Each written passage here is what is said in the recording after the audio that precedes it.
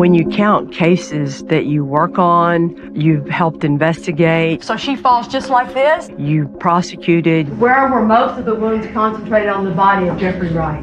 We've seen some horrible things, but all those cases, what was done to Tanisha, I don't think I've ever seen another one like that. This case revealed the depths of human darkness, pure evil on earth. And the worst part about it was that it wasn't random. It was someone she knew. And her family, we watched them go through it because they thought nobody cared. Awful. Even if she is dead, let me know so I can go and get her and bring her home. To tell a mom their baby was dead, I can still see her face.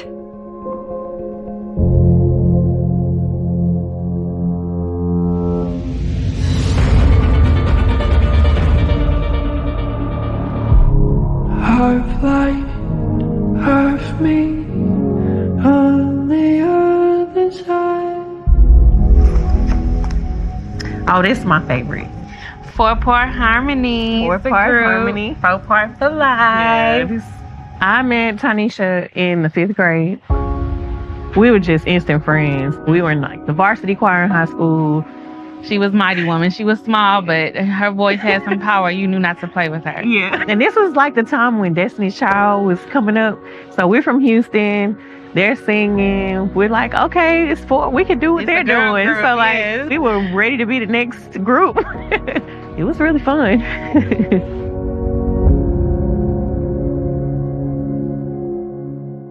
Tanisha had a lot of things to look forward to in life because of all the different talents that she had. She was very smart. She loved school, loved to sing, and she loved to smile and make others smile. Tanisha was very driven. Academics were number one. And our junior year, she won a $40,000 scholarship, and she was able to go to Texas A&M. We were sad we were going to leave each other, but we knew we'll be back. It's time to go change the world. Yeah. Tanisha did the top 3% of her class, cum laude, and that's how she was getting into college. She was so looking forward to go to A&M. She had a bright future, and I just looked forward to seeing it. It's spring break 2007. We were planning to do something on the weekend together. The last time I talked to her was on Wednesday. But we didn't get a response on Thursday. On Friday, Tanisha's still not answering her phone. Like, that just didn't make sense. She's an over-communicator. She would not go off on her own without letting somebody know where she went. Clearly, something was wrong. My mom was like, I think I should call the cops. I was like, yeah, let's call the cops. And what they did was tell my mom, call back in a few days. She's probably just on spring break and she just wants some time away from her family. And we kept telling them, no, that's not Tanisha. She's the opposite of that. I was bothered that the police didn't take it seriously. She's not a troubled teen. We felt like there needed to be some kind of sense of urgency. We're like, we need to find her now. Something needs to be done. Something now. is up. Yeah.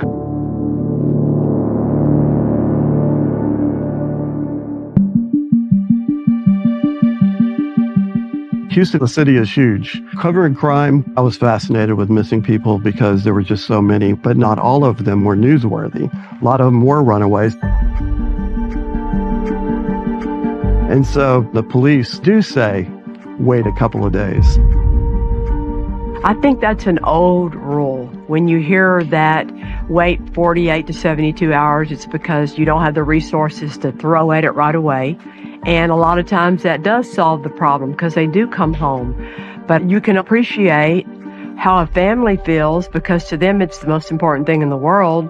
So I'm sure families are always frustrated at the way they think no one is responding properly.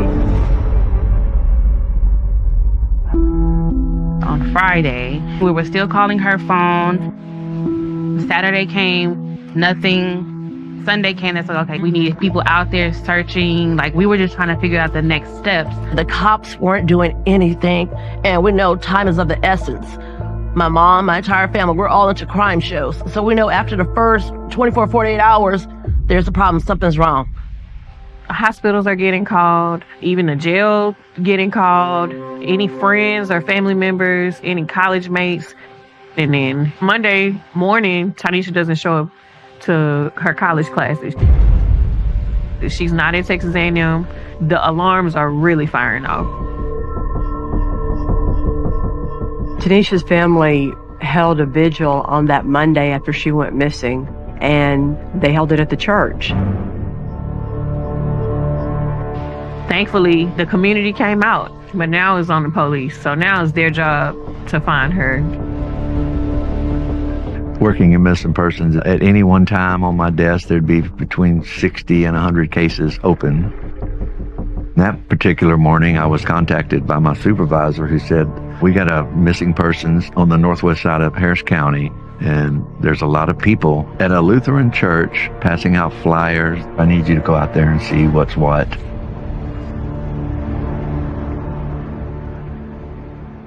When I pulled up to the parking lot, several people approached me. They had a lot of things that they wanted the law enforcement to do because they have, over the 3 or 4 days prior to me getting there, doing their own investigation. I'm out talking to Tanisha's cousin. She said she'd been trying to call Timothy Shepard, Tanisha's ex-boyfriend. According to them, Tanisha was last seen on Thursday at his apartment that's actually down the street from the church. First thing I do is I go to the apartment complex. I knock, nobody was home. I'd speak to the manager. She goes, oh my goodness, there was a fire there 2 days ago. Not only was there a fire, talked to another neighbor. They tell me that they heard shots, gunshots, a couple of nights ago in the woods close to that apartment. So talking to the fireman about the fire is put on the back burner until I can figure out what's in the woods.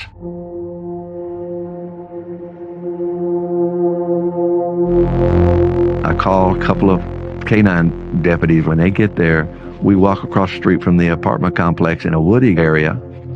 Deputies were saying, oh yeah, there's something dead out there. They use cadaver dogs and they can smell that scent. So we get into the wood line about 20 feet and we smell death. He told me that he was talking to the suspect. Suspect? That's interesting. My two main goals were, one, find what happened to Tanisha Stewart. Two, help protect Timothy Shepard from cops who may be intimidating this brother to give them something he does not have.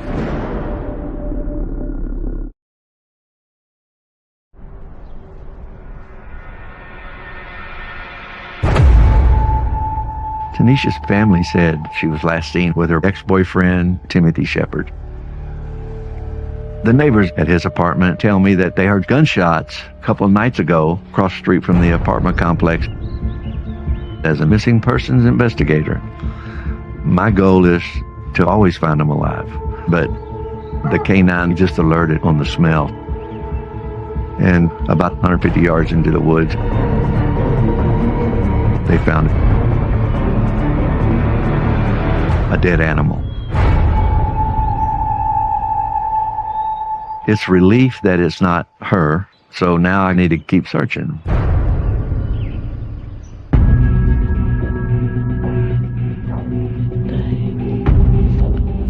Tanisha met Timothy Shepard working at a pizza restaurant. We found out later on that there was an 8-year age difference between the two of them. You know, I didn't like that part. But Tanisha was so drawn to him, and not just Tanisha, my younger siblings and my mom as well. My mom accepted him as another son into the family. Tanisha and Tim were still together as Tanisha was going to Texas A&M. They were trying to make the long distance relationship work, but she was like, I'm not letting nothing stop me, especially after the scholarship. So that's when they just kind of like took the break. In college, Tanisha met a new guy. She really liked him. He was a breath of fresh air. He made her laugh. He was her age. She was still in love with Tim, but she just knew she wanted better.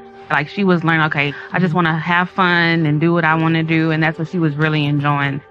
Maybe she was having a romantic weekend, but she still would respond to your phone call or message at some point.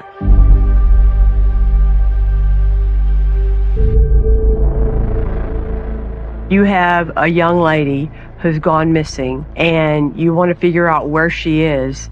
You've already talked to her girlfriends. The most important people to talk to next are going to be any men she's involved with, and talk to them about what they know when they saw her last. You want to pick their brains about everything there is to know about Tanisha to try and figure out where she is.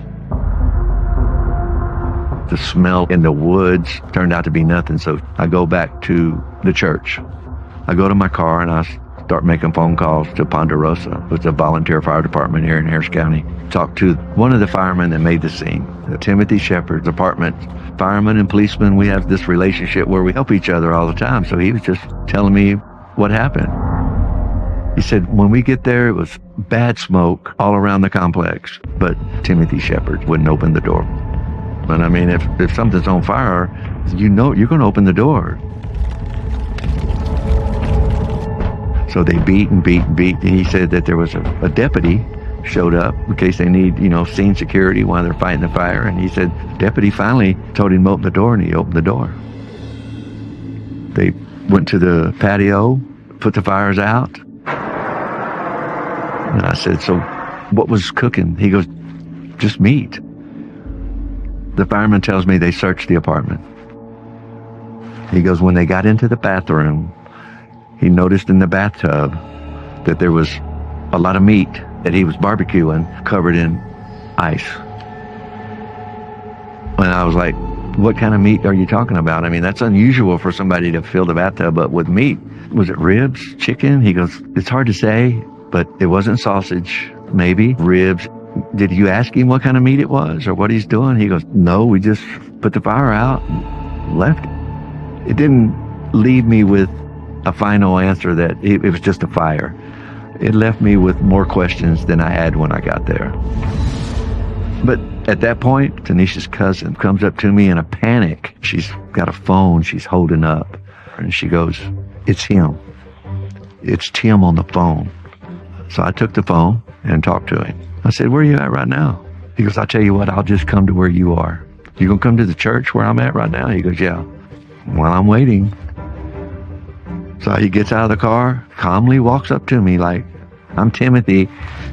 I said, there's too many people out here, man. Just hop in the back seat of my car. I just wanted to get him secured in my car. It wasn't short, maybe 5-10 minutes before homicide got there. Off they went to homicide division to interview him.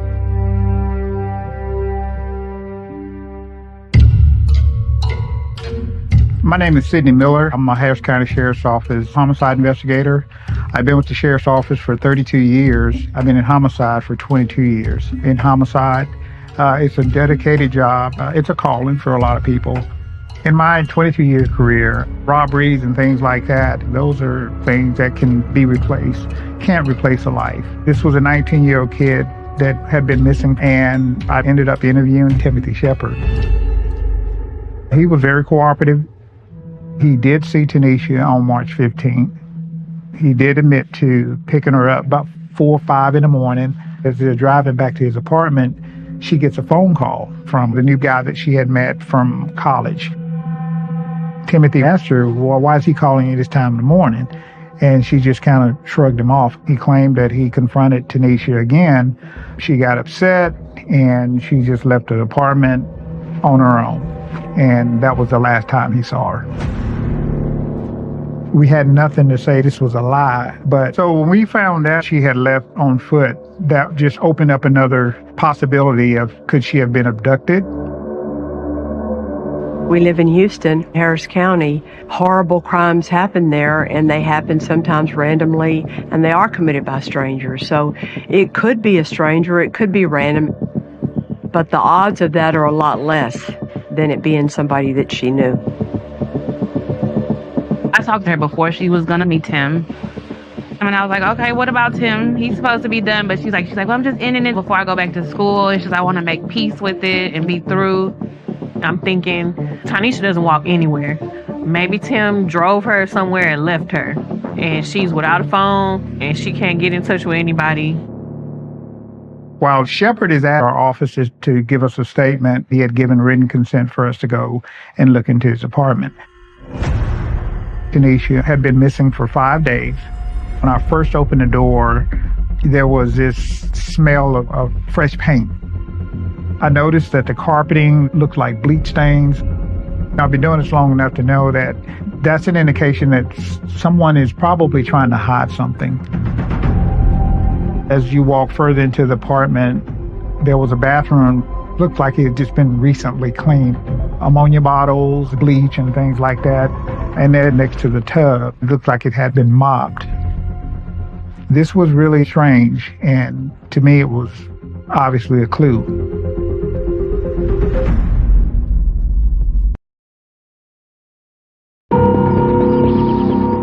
When I got to Timothy Shepard's apartment, we found a lot of things that looked suspicious. Our crime scene CSU person did some swabbing for DNA that we submitted for analysis, but there wasn't enough to hold him on or accuse him of anything. We didn't want to jump the gun. This was early on in the investigation, and we knew we had a lot of people to talk to and some more investigating to do, so Shepard was free to leave. I started canvassing Shepard's apartment complex. Old-fashioned police work. You know, you're knocking on doors and talking to people. One of Shepard's neighbors talked about hearing some type of pounding, and he heard the garbage disposal just constantly running.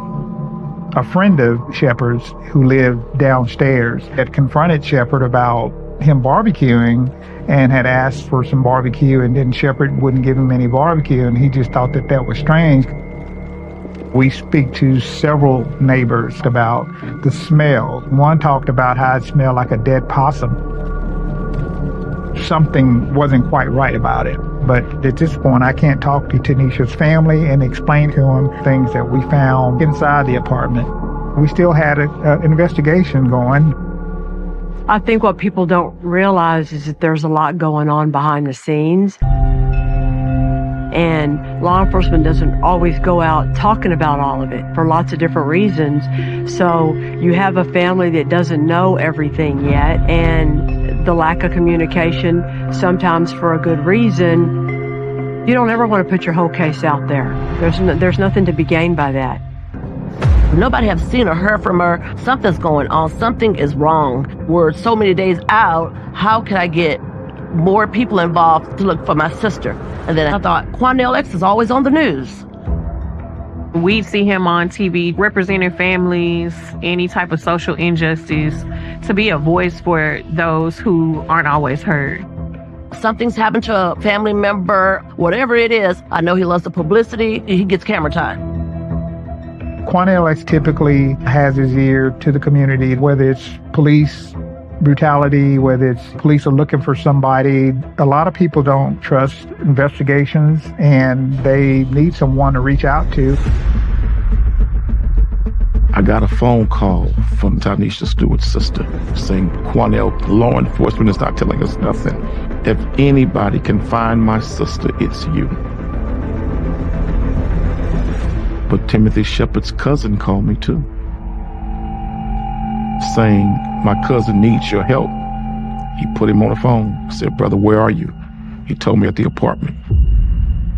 My two main goals were, one, find what happened to Tanisha Stewart. Two, help protect Timothy Shepard from cops who may be overzealous, may be racist, and may be intimidating this brother to give them something he does not have.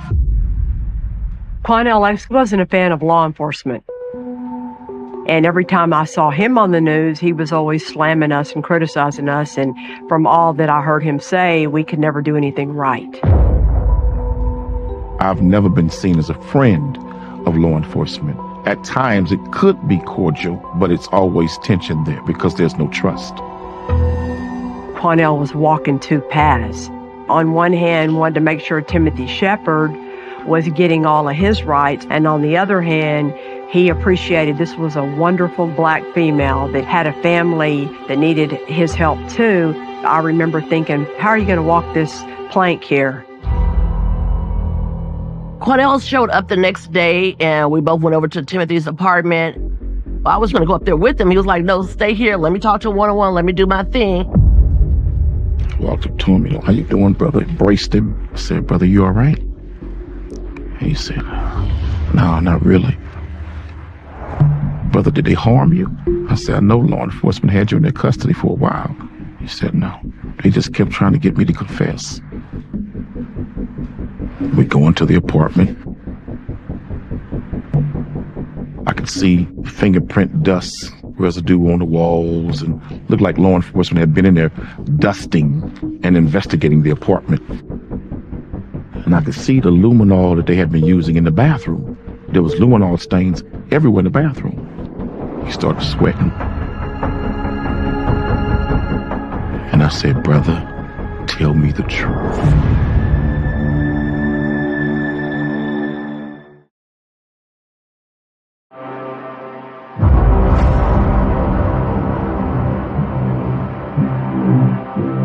There was luminol stains everywhere in the bathroom. I said, brother, tell me the truth. Do you know what happened to this girl?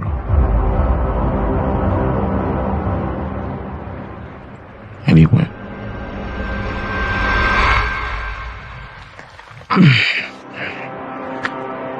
And that's when I knew.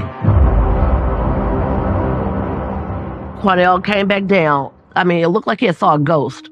I'm like, okay, Timothy said something. And he was like, he did confess.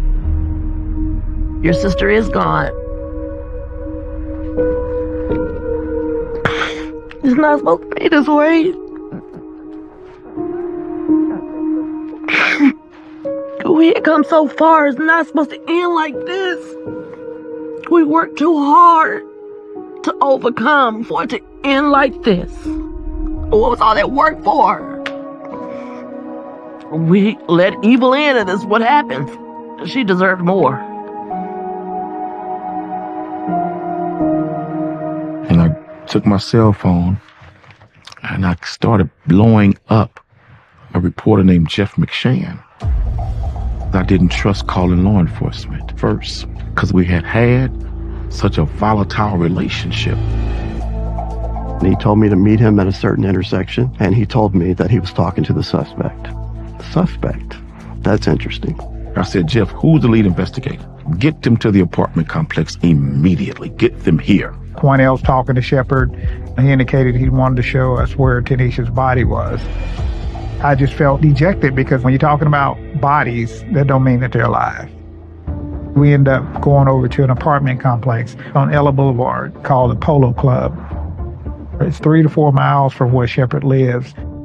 We followed behind Quanell X and Timothy Shepard because I knew he killed her. He's going to take her where he put her body. Eventually, we pull over. There was a dumpster, and the suspect got out. Quanell put his arm around the suspect. He was very, very emotional. I kept saying, brother, it's going to be all right. She can't rest, brother, until you bring closure to this. He said, that's where I put her. He's pointing towards the dumpster. And I thought, oh my gosh, this is where he dumped her body. We all walk over towards the dumpster at the same time. We look inside. It's empty. She's not in there. At that point, I instantly Mirandized him, put him in handcuffs. The trash had already been picked up. Her body most likely was at the landfill. Yes, she's gone. Yes, we're hurting about that. But there's a different pain that you feel when your loved one is killed and you don't have a body to bury. It's still an open wound. After Shepard was Mirandized, we had made arrangements to have him transported to our homicide office. Quanell had arranged for him to have a lawyer present. I had my own lawyers meet me there for a reason. I wanted to make sure that he would be protected, and I just didn't trust the cops. Quanell wasn't just an activist anymore. He's now a witness. There was a conflict of interest there at that point. I got a call at night asking me to come down to Lockwood, where the homicide was, to mediate between Timothy Shepard, Quanell X, homicide, and the 2 lawyers that were coming down to Lockwood to represent Timothy Shepard, when we all realized that they were also Quanell X's lawyers, so they can't be both. Quanell X became a fact witness to the specifics of what Timothy Shepard had to say about what happened. He became a witness for the prosecution, which I'm pretty sure he never anticipated happening. Kelly Siegler felt there was enough probable cause to charge Timothy Shepard. In the interview room, he said, I want to give you my statement. I said, well, you've asked for a lawyer. At this point, I can't talk to you. He said, well, I want to talk to you without a lawyer present. He just told me, man, you just tell the truth. Clear your conscience. And I left. This is your opportunity to explain your side of the story. So that night on the 12th, she spent the night at my house. Shepard tells me about 4 a.m, Tanisha, she gets a phone call from this new guy that she had been dating from college. We was always together. She always stayed at my house until she went back out to college. He tries to address this new guy that she had met again, and that's when the argument ensued. And the knife on my end table, she picked it up. She saw me. And then he took his right hand and he put it around her throat. And he said he just started squeezing. That's when I just snapped and I know I had to choke her. Next thing he knows, she's on the floor, he's leaning over, and she's not breathing. When I was talking to him, it was just this look that he had. He was reliving this whole thing all over again. He said he thought about how the police could track him, so now he wants to cover his tracks. And then you drove to the Polo Club on Ella? You that one? And you played inside the trash house? Being totally true, I still had my doubts about everything. Something just didn't feel quite right about it. You don't get 100% confessions from people. We got this 80-20 rule. 80% of it is true and the other 20 is not. Something that could potentially be worse.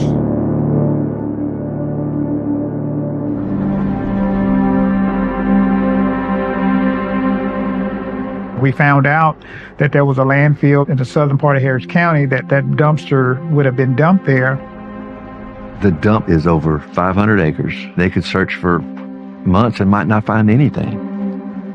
What do you mean that you're not going to search for my sister's body in the landfill and that it costs too much money? Would it cost too much if there was your daughter out there? What most African American women feel, we're the least respected and the least protected. There's always that comparison, you know. What if she were white? What if she came from a more affluent neighborhood? Would the police or the Harris County investigators act differently? If it was my son or daughter that was missing, I wouldn't care what law enforcement was doing. It still wouldn't be fast enough for me. But as an investigator, you have to learn to tune that stuff out and do your job. We still hadn't found Tanisha. We still hadn't found her body. So we still had to do some more investigating to proof up our case.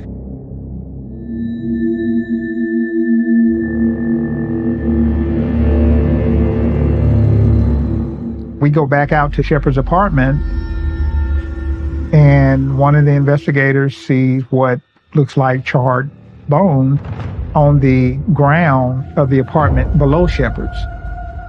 Also, we see what looks like burnt hair. And then we checked the garbage disposal.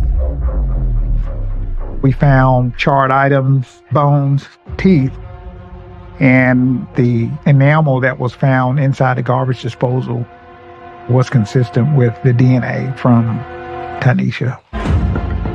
We have evidence to believe that she was cut up, dismembered, and burned.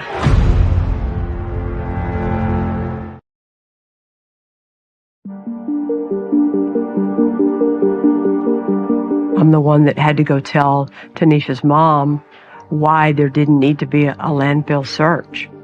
And I was in that apartment that day with 20 people and Quanell X, a room full of very angry people. And I'll never forget her mom sitting on the couch that day with a bunch of strong men standing around her.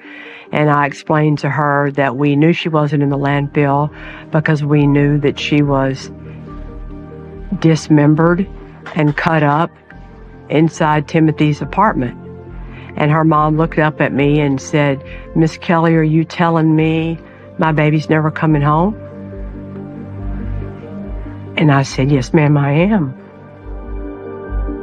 To tell a mom their baby was dead.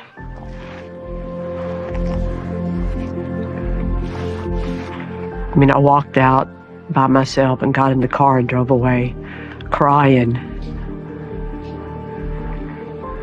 Just thinking, how do they survive this? Not only are we grieving, it was the way that she was killed. How could you date somebody and all of a sudden you're cutting her up in the bathtub like it's nothing? It's not a human. That's so demonic. That's like an evil spirit. No, you're not going to get away with this.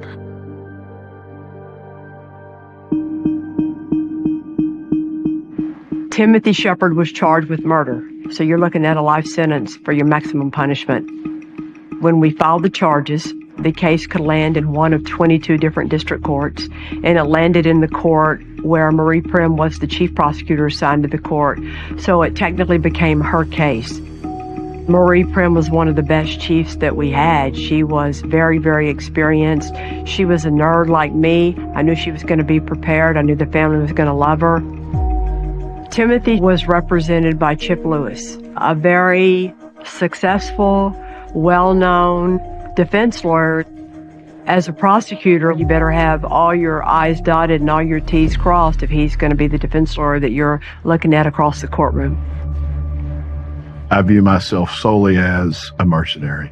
I am hired to provide the best defense that money can buy. Chip isn't cheap. Later, I found out that Timothy Shepard's sister paid for Chip. Chip Lewis had just been involved in the Robert Durst case in Galveston. The jury find the defendant, Robert Durst, not guilty. Somehow, they had made the jury believe that the dismembering of the body did not matter. I do not need to like these criminals, but I will do the best job anybody can if my financial requirements are met. To throw out that confession, with all the brouhaha, there was a natural foundation there from which to draw that this was an involuntary statement. He was denied counsel, etc. There was a pretrial hearing, and Chip fought just as hard to try and get the statement thrown out, because in his mind, if he could get that statement thrown out, what a huge win for him as a defense lawyer. The only way to get it thrown out was to legally make the judge believe that it was coerced or he didn't get all of his rights read to him. The impact of getting the statement excluded could have led to the suppression of more evidence, such as a search warrant for the house and the discovery of the remains, making the state's task of convicting him of the murder at all quite difficult. Because it may have impacted the search warrant to go back inside the apartment, I could not let that happen. I fought, and the law was on our side. The judge denied their motion to suppress. The judge followed the law, but as I said, you got to do what you got to do to preserve the client's rights and give them the best defense money can buy. So forward went the trial. We began the trial by setting up the relationship between Timothy Shepard and Tanisha Stewart. He had been physically violent with her. She had shared that with her roommates at Texas A&M. The roommate gave us a bigger picture of what was going on. She said that Tanisha was having a very difficult time with Tim, that they were supposed to have been broken up, but that Tim would not leave her alone. He would even come up to A&M. He would try to get in her dorm room. He would find her and basically make her life miserable. She would keep a lot of things from me because I'm the older sister. I'm going to call for backup. It's going to be a problem. I understand the situation that she was in. Having his hands around your throat, that's not a normal relationship. That's considered domestic violence, and it doesn't get better, it gets worse. She really thought that, I can break it off with him, we could just be friends, and I could go on the way to college and live my life. No.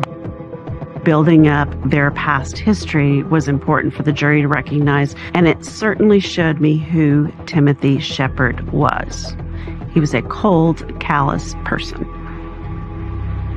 There was absolutely no evidence that Tanisha Stewart had been anything but a remarkable young lady and had no blemishes in her past that we could anyway exploit to create impression to the jury that she was aggressive and or that it's likely she attacked Tim Shepard. It was tricky. I believe Mr. Lewis, although he fought the motion to suppress, he wanted Mr. Shepard's statement in evidence. I did not want to use that confession. Although Timothy says she ended up dead in his apartment, he says it's self-defense. It was all a bunch of BS. I had the knife on my hand table. She picked it up. She saw me. It was Timothy's way of making himself look better than the reality was. As the state did not put his confession on at that point in time, we had no way of really injecting the self-defense into the trial. The defendant and his lawyer can't offer the statement themselves without taking the witness stand. If you're Chip Lewis, why in the world would you ever put Timothy Shepard on the stand? How is he going to explain any of it? We start calling neighbors. Some of them testified to it, the burning of the smoking of the barbecue pit that seemed just abnormal and to go on and on and on. Some people said the smoke didn't smell quite right. The firefighter gave testimony that in the bathtub he saw what appeared to be a rack of ribs. And at no time did he ever conceive that that was the body of a young woman. The DNA analyst testified to it, finding Tanisha's DNA in the bone fragments, hair, and teeth that they found inside the apartment of Timothy Shepard. The forensic anthropologist said that there was a tool mark in the bone. It wasn't a natural phenomenon. Somebody had tried to cut that bone. As a mother, it was horrifying. Sadly, as a prosecutor, it gave me another piece of evidence. At this point in the trial, Marie Prim has offered Tanisha's girlfriends to talk about her, how she went missing, the literal pieces of evidence of Tanisha's body. What still remains is what's going to happen with Quanell X. The defense was saying he won't take the stand and tell what he knows because in the streets there's a no snitch policy. So we don't think he'll speak up about what he knows. Everybody's waiting to hear what happens.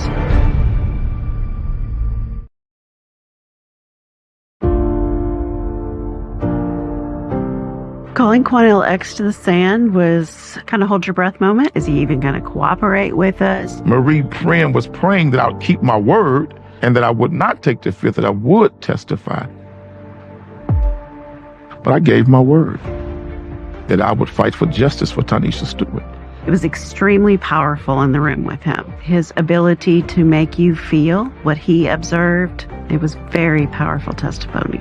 The jury was out for just 4 hours, which in my lifetime is not very long. And the jury came back with a guilty verdict. I felt in my heart that they're going to convict him. But don't get your hopes up yet. Let's see what the jury says, see how much time they get him and how much time he really has to serve. Is my sister going to get her justice that she deserves? During the guilt phase of the trial, we didn't really get to talk about the self-defense claim, but in punishment, Timothy Shepard wanted to try to demonstrate how this happened. It was pretty apparent Chip was trying to talk him out of it, but when it comes down to it, the defendant gets to make the call, and he wanted to testify, and Chip was stuck having to put him on the stand. If Timothy Shepard was going to testify, I want him to show the jurors what he did to Tanisha. So he was able to get from behind the witness stand and actually show Marie Prim how he grabbed Tanisha that night. You could feel it in the courtroom when he put his hands around my neck. I think it was powerful. It is a product of excellent lawyering on the prosecution to get a defendant to show in front of the jury exactly what happened. Timothy Shepard gave a confession. I was very surprised at the details that he gave me. He left to go get a saw to come dismember her body. He talked about how he had taken some pliers to remove her teeth from her skull. He went through great lengths of trying to cover his tracks. This is like some Jeffrey Dahmer type stuff. When I said, and then you put her on the barbecue pit, he corrected me to tell me it was a smoker. That just showed how callous and cold of a human being he was. Why did he get rid of her body that way? So no one would ever find it, and he would never face the consequences for what he did. They did not give him life, which was the maximum punishment. They gave him 99 years and a maximum fine. Is it justice? No. She's still gone.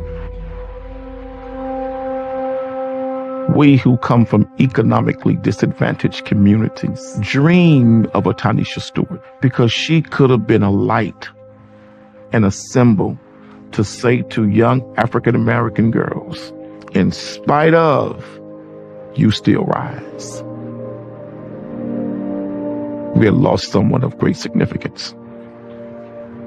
There was a time when I thought I would never, ever have a conversation with Quan LX, that we would never be on the same side of the game. I opened my eyes, my heart, my mind, made me a better prosecutor. It gave me hope that the relationship with my community, the Black community, and law enforcement could change for the common good of our community and our city. I'm just sad that she didn't get to go be who she should be. Show us all. She don't have anything. She's not here. She doesn't have any kids. She doesn't have any CDs out, music, no husband. She was right there. It was just beginning to take off. And it was snatched away. Because we didn't see the evil that lurked around us.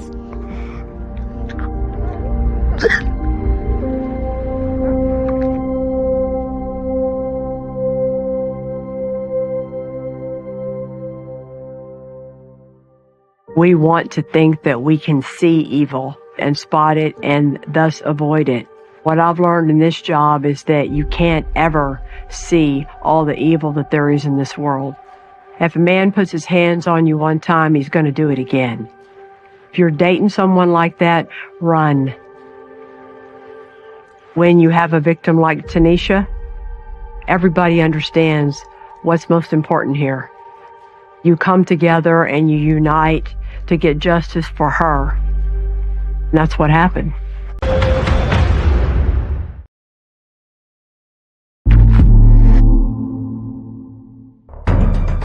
I've never seen anything like what happened to 19-year-old Amy Robinson in Arlington, Texas in 1998.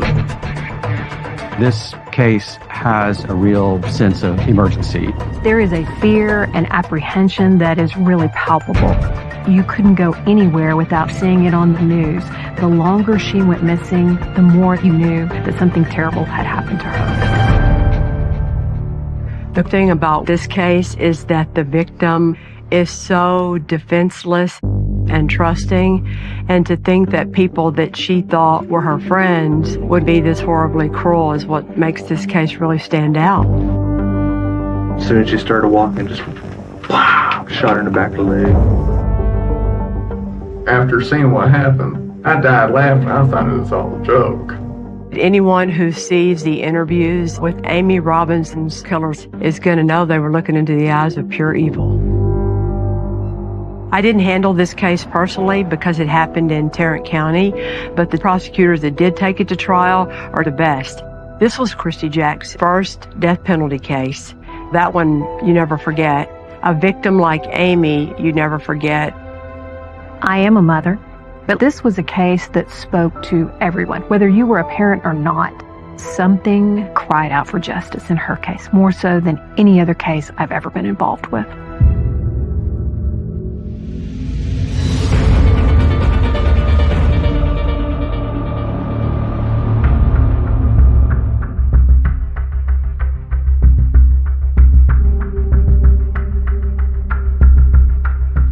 February the 15th of 1998 at about 4:15 in the afternoon.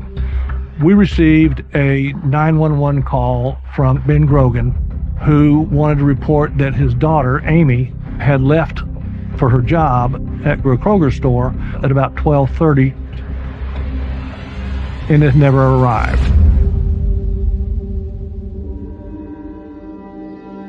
February 15th, me, my mom, and my little sister were hanging out at the apartment. We get a call from Ben saying that the manager at Kroger can't find Amy. My heart drops because I knew something was wrong. Amy was steady Eddie. She's going to do exactly what she does every day. And if she's out of that pattern, it's something bad.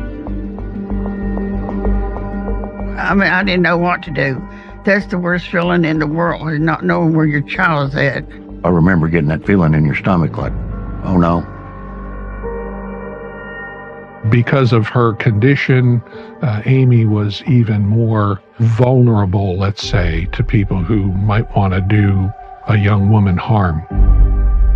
Amy was 19.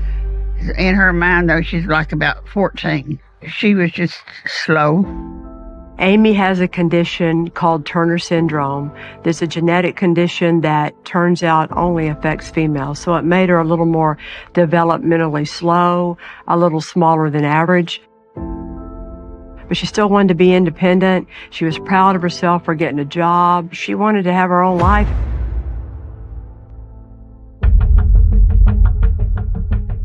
The day that Amy Robinson went missing, her father told us that she had a green Huffy mountain bicycle, and she had her Kroger uniform shirt in a plastic bag, and that she had left home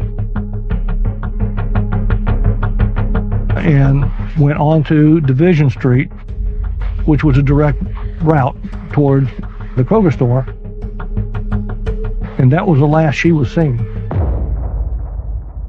That part of Division Street's a pretty rough area of town. Nobody drove bicycles up and down Division Street except for Amy.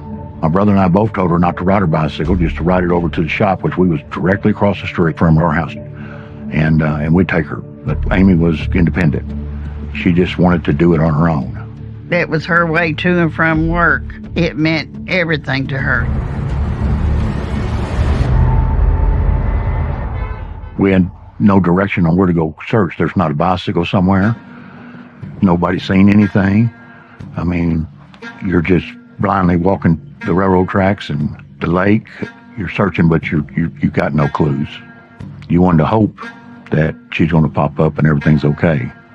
We literally just start walking down Division Street. Walking, searching.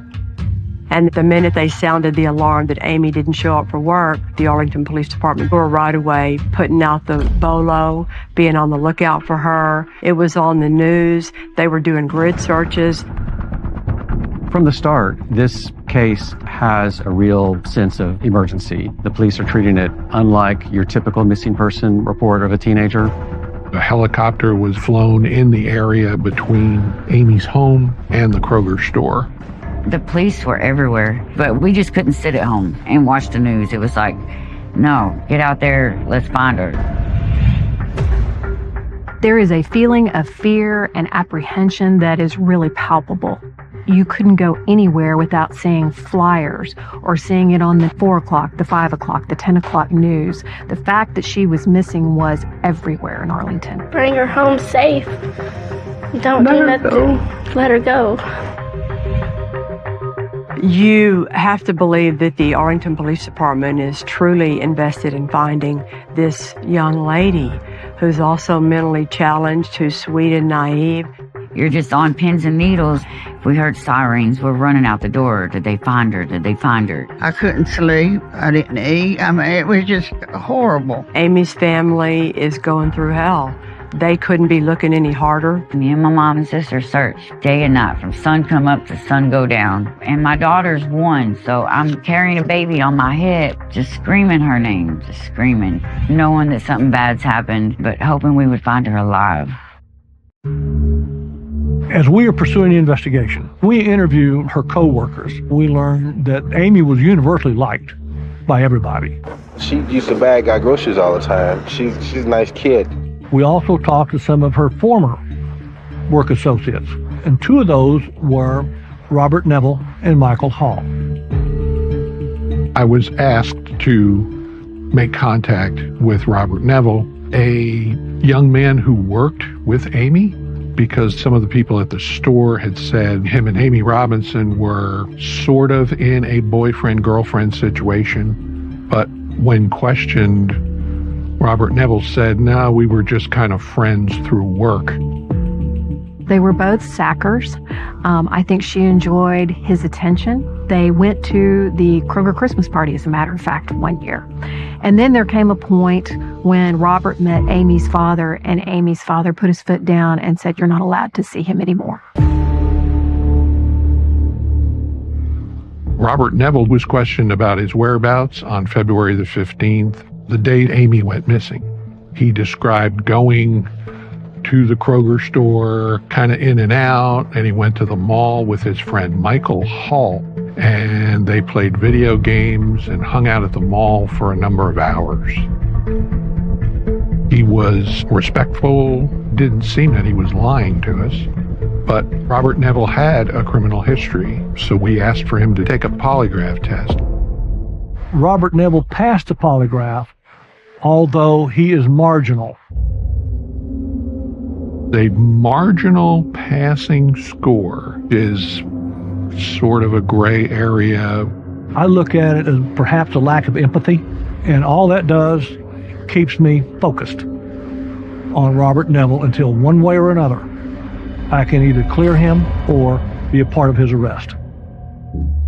Robert Neville's alibi is investigated. When we go down and look at the surveillance cameras at the Parks Mall, Robert Neville and Michael Hall are together, but we are not able to definitively state that Robert Neville is accounted for his entire day.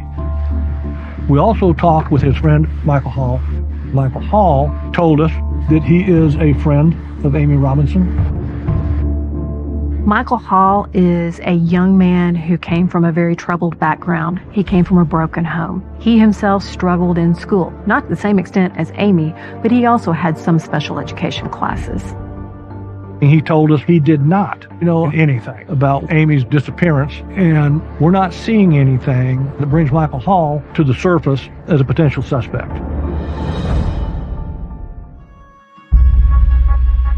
After about 3 days of actively looking for Amy Robinson, we had a woman come forward who said she saw a person who she believes is Amy Robinson talking to an individual who had a red pickup truck, and that she saw this individual put Amy's bicycle into the red pickup truck.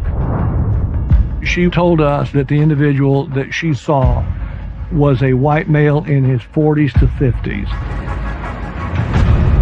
Clearly visible, and the bed of the El Camino is a crossbow and a couple of double-edged knives. They are armed and dangerous. The drama that is unfolding over days is shocking. Get out of my sight! It's been 4 days since 19-year-old Amy Robinson went missing. And because of her special needs, law enforcement and her family are searching for her around the clock, but with no luck so far. So while the police are continuing to search for Amy, a witness comes forward with new information. The information our witness tells us is similar to another case, the Amber Hagerman case from 1996. Amber was riding her bicycle in an abandoned parking lot. The vacant lot where Amber disappeared now has bright pink ribbons, bright enough to draw attention, and volunteers hope it might bring forward other witnesses. We had a witness who actually saw Amber kidnapped by a man driving a pickup truck. It was just a few short years prior that this happened to Amber in the very same community. Amber was found a few days later, murdered. I was just like, it's that same person, like, he's back. The Amber Alert as we know it today, it started because of the Amber Hagerman case. Before Amber Alert, let's say a child went missing in Houston. I don't think we even told Harris County. It was very localized, really inefficient. The Amber Alert now, it's all over the news. It comes up on your phone. It's on the highway.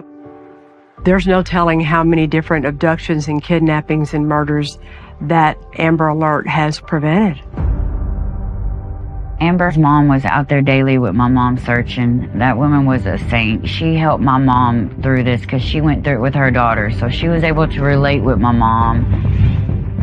After 4 days, police are definitely up against the ticking clock. The more that time expires, the less likely we are for a pleasant outcome. I knew that something bad happened. So the only thing you can do in a situation like that is just keep searching. Can't escape from this sinking feeling.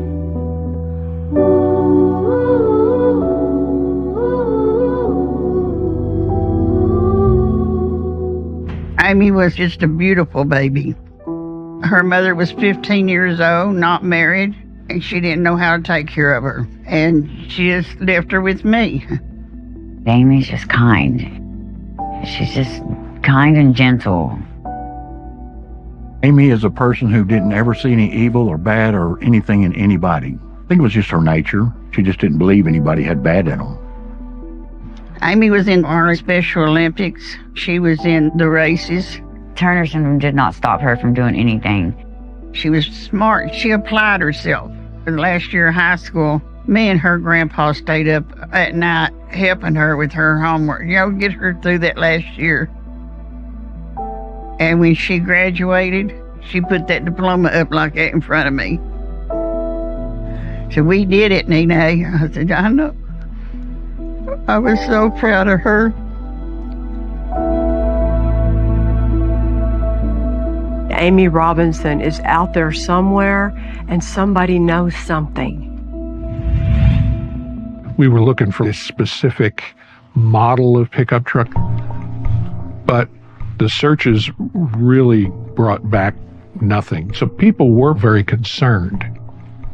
And when something horrific happens in a nice, quiet, small town, it really throws people a curve. The entire community cares and wants to solve this, and they want to believe that she'll be okay and there'll be a happy ending. We had candlelight vigils. Everybody came. We would light candles and pray. They were massive. It would fill that whole Kroger parking lot up. And Kroger offered a $10,000 reward for information on bringing Amy home. The police and Kroger were as helpful as they could possibly be, but here again, they had no clues. You wanted to hope that suddenly she's going to pop up and everything's okay, but you knew it was coming. Police have searched the creek near Amy's home. Friends and family members are also involved. The FBI, the Department of Public Safety, even the Texas Rangers have been contacted. And then someone came forward with the break that the Arlington Police Department has been waiting for. Michael Hall's mother, Karen Hall, comes to the police station with some information. She explained that Michael's stepbrother told her that Michael Hall basically gave a full confession about how he and Robert Neville took Amy out to this wooded area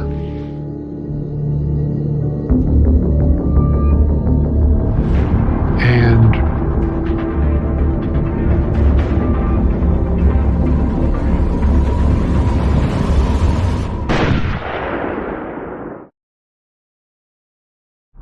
Michael Hall and Robert Neville took Amy out to this wooded area and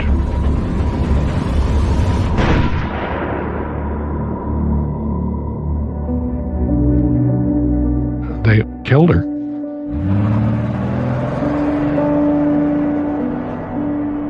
Nearly 2 weeks into the investigation, Michael Hall's brother tells their mother what Michael told him.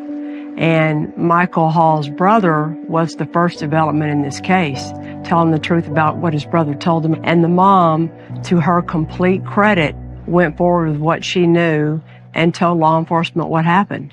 I was approached with someone that told me that Michael told him about Amy Robinson's death in detail. It was a pretty good description of how she possibly could have died or been killed.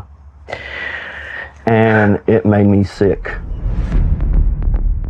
When someone tells on their own blood, it is a rare thing. I think Michael told his little stepbrother because it was a secret and it was weighing on him and he felt he needed to share. But he also said, when he told his little brother, that if anyone told the police, he'd kill them. The stepbrother of Michael Hall didn't provide specifics as to Amy's whereabouts, but this is a major break in the investigation. And based on that information, while we do not have Amy's body, we have every reason to believe that she has been murdered. Warrants are drafted for both Michael Hall and Robert Neville. Deep down inside, Amy's family was holding out hope that Amy's still alive. When they're told this, I think it took them a while to absorb it. She's a very happy child. How could they hurt her? How could they do this to her? Looking at these pictures kills me. I never dreamed about her being murdered. No way. No way. Like Amy said, you think about the best. Don't think about the bad. So I'd always think about the best, you know. Growing up, I was always the one that had her back. But I wasn't able to protect her. I should have been there. It was devastating. It still hurts. Murder in Texas means you have to prove that there's an intentional taking of a life. It doesn't mean it has to be deliberate or well thought out ahead of time. There is no premeditation requirement. I used to say that fast. If I intend to take your life, if I pull the trigger, that's murder. But to elevate it to a capital murder, you need an underlying felony. Here, the possibility of kidnapping exists. Michael Hall's mother also tells us that Michael Hall is missing. And he's been gone a couple of days, as has Robert Neville. These guys are on the run and have about a 3-day head start on us. We're pleading for my son safe and return. Same time, my heart aches for the loss of her daughter.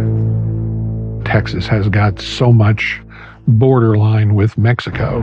You can cross into Mexico any number of places.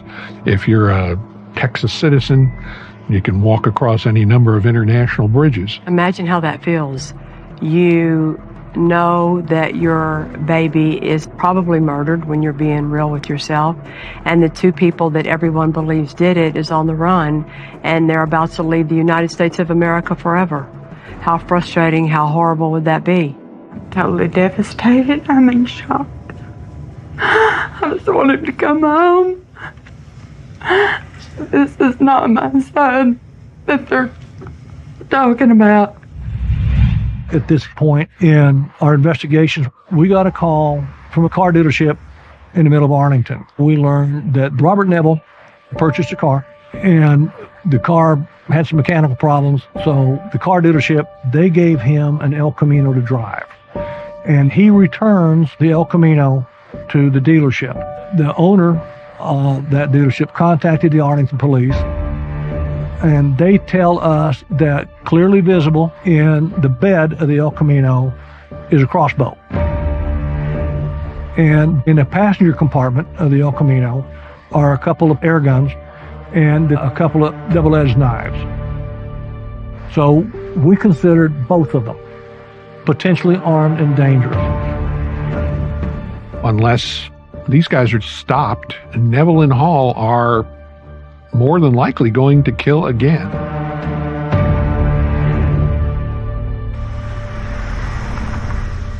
In Eagle Pass, Texas, there's an international bridge into Mexico. Michael Hall and Robert Neville were stopped as they were en route over the international bridge in Eagle Pass. Their demeanor just doesn't seem right to the agents, so they talk to them, search their backpacks, find pellet pistols, wine coolers. Those officers on the border ran the names and the birth dates, found that these guys are wanted for murder in Arlington, Texas. So they took them to the Eagle Pass jail.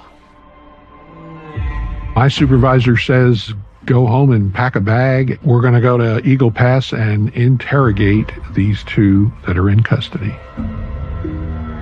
When APD was racing to the border to get to the suspects, there's a worry that they could lawyer up and we would never know where Amy is. But boy, look what happened. There was a customs agent that talked to them. They seemed almost happy to be in custody, and they're telling this agent anything and everything he wants to hear. Robert Neville and Michael Hall wound up giving him sufficient descriptors that we now have a place where we can go search for Amy's body.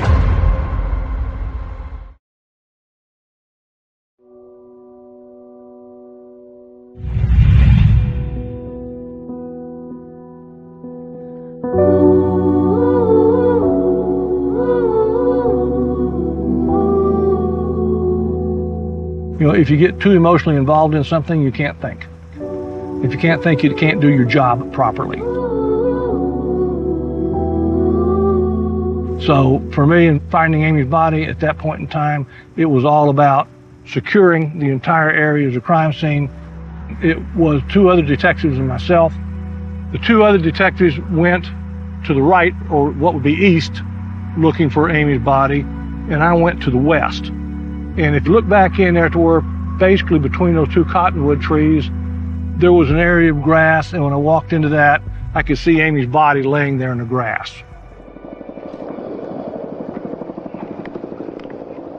She was not camouflaged or anything like that. She'd been in the field since February the 15th. You know, I've been looking at her picture every day. So even though I couldn't say with a scientific certainty that it was her, looking at her, her build, her size, her hair, there's no question in my mind that that was Amy Robinson. The two detectives that went to the east, as they were coming to me, they could see Amy's bicycle in the brush pile. No way for a child to die. No way for anybody to die. When they told us they found a body in the field on Mosier Valley, all I could do was go to Amy's room at her dad's house and lay on her bed and cry because I knew it was her. I knew it was her. I just felt it.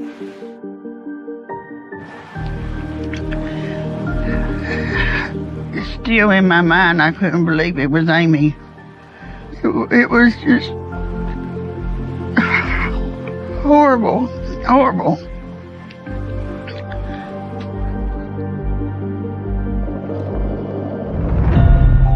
This is the part of the case where you know things are about to start happening. They have to get an autopsy done, charges need to be filed, and then Hall and Neville need to be brought back from the border.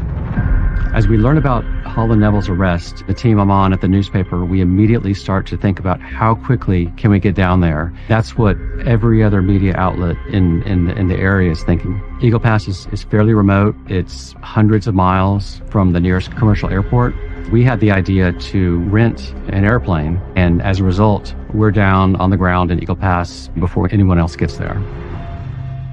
How you doing? Just fine? The news media got down there before Stanton could. And Robert Neville and Michael Hall both granted jailhouse interview. Hey, Robert. Oh.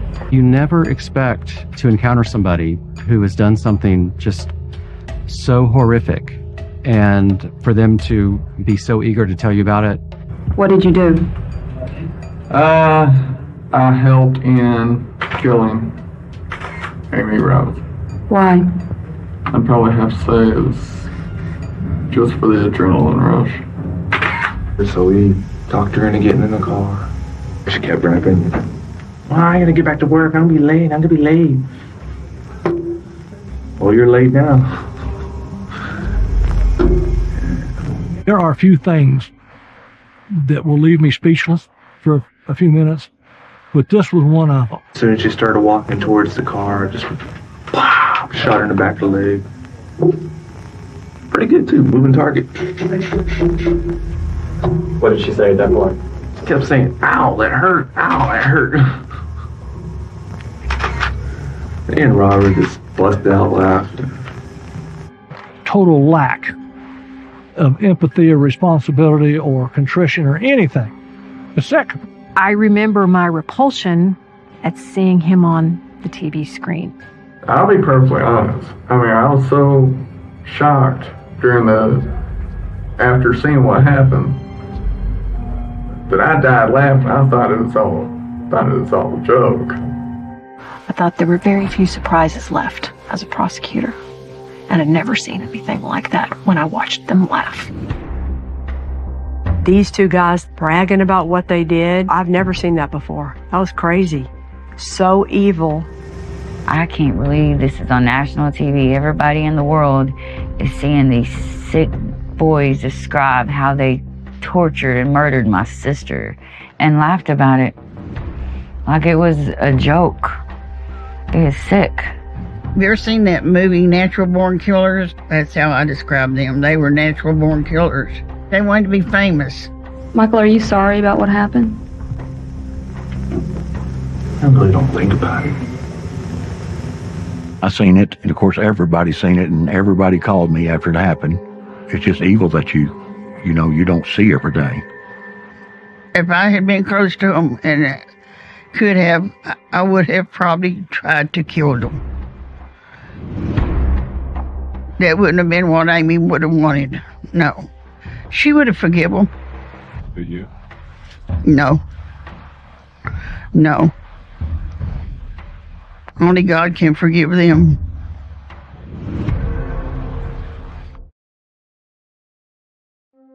Less than a week later, after Amy's body was found and after the suspects had done their talking on television, Amy's family and friends laid her to rest.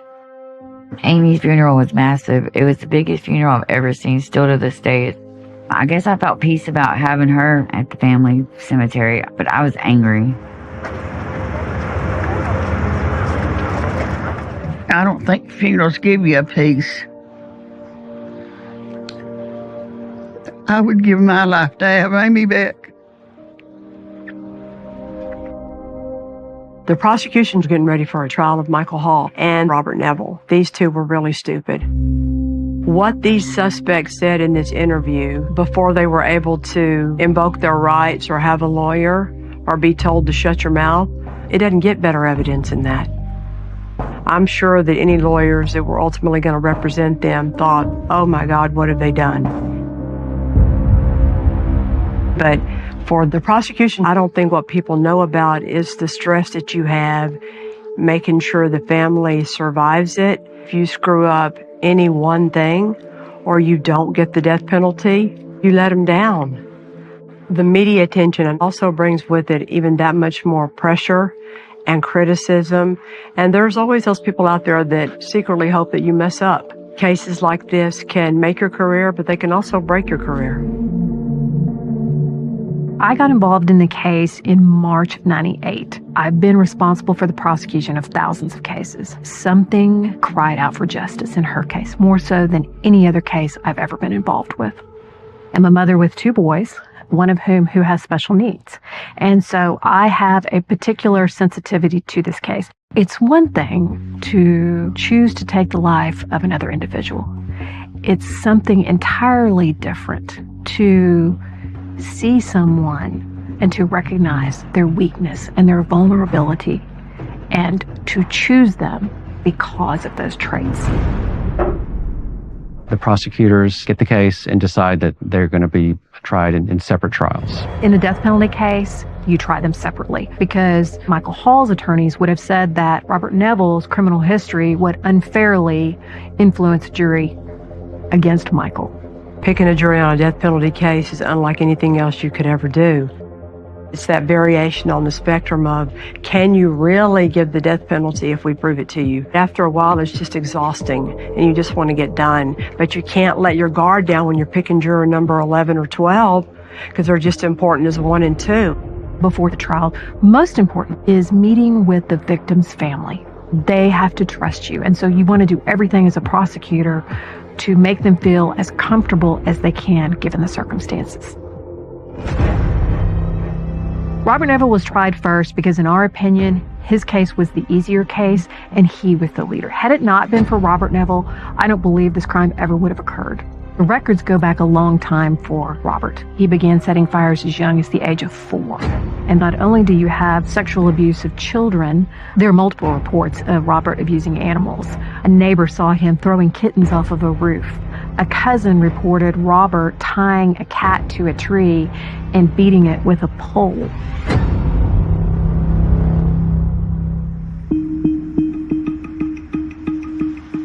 The very first death penalty case I ever had, and you don't really forget that one, had a victim who was mentally challenged. It makes the case different. It makes it stick out to you. It makes it even sadder and more tragic. I think that juries really understand that dynamic. In order for these defendants to be found guilty of capital murder, the state had to prove that there was a murder and also the underlying felony of kidnapping. Neville's confessed to murder. That was easy. The hard part was circumstantially proving the kidnapping element.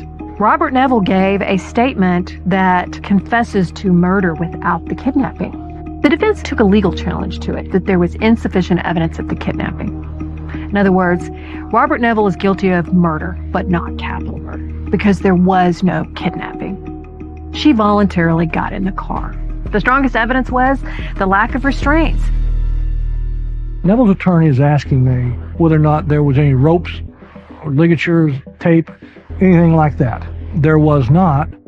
But you have to understand that kidnapping is not what you think of as classically defined kidnapping. The definition in Texas means by force, intimidation, or deception. How do you know about Amy Robinson? His videotaped confession allowed the jury to hear the words directly from Robert Neville. My personal experiences with her, she trusts too many people. I mean, a stranger from out of nowhere could come by and offer a ride and she would take it. When they were playing in the courtroom, you could see the jury's face just drop and you could see tears in their eyes. You're just sitting there being quiet when you want to just jump across the counter and choke the guy. We had already been planning on killing people, and I figured after we took Amy out there, it became reality. As a prosecutor that handles a lot of death penalty cases, you have to be ready for the defense to present mitigation. Mitigating evidence is evidence that lessens your culpability or in any way makes you believe that life is warranted instead of death. The defense was trying to say that Robert Neville committed this capital murder because he had lupus, which is offensive to people that suffer from lupus. Lupus is a chronic autoimmune disease, basically where the body kind of attacks itself. So then we put on the region's expert on lupus at UNT. He said, you can commit acts of criminal violence and also have lupus, but lupus doesn't make you go commit a horrific crime like this. One of the things you have to learn as a prosecutor is to channel your emotions into a closing argument, finding the right words that will touch those jurors' hearts. She was an easy target. Her only fault is she trusted too many people. She didn't see this defendant for what he was. She didn't see his plan to take her life. And I wanted that jury to understand the last moments of her life were filled with someone laughing at her death. When she laid there choking on her blood, do you think she could hear his laughter?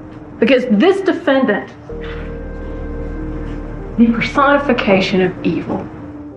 The evidence does not support the one element that the state has to have, and that's the kidnapping aspect. There's always a concern that we would come up short. A jury has to be unanimous, and we were not sure what the jury would do.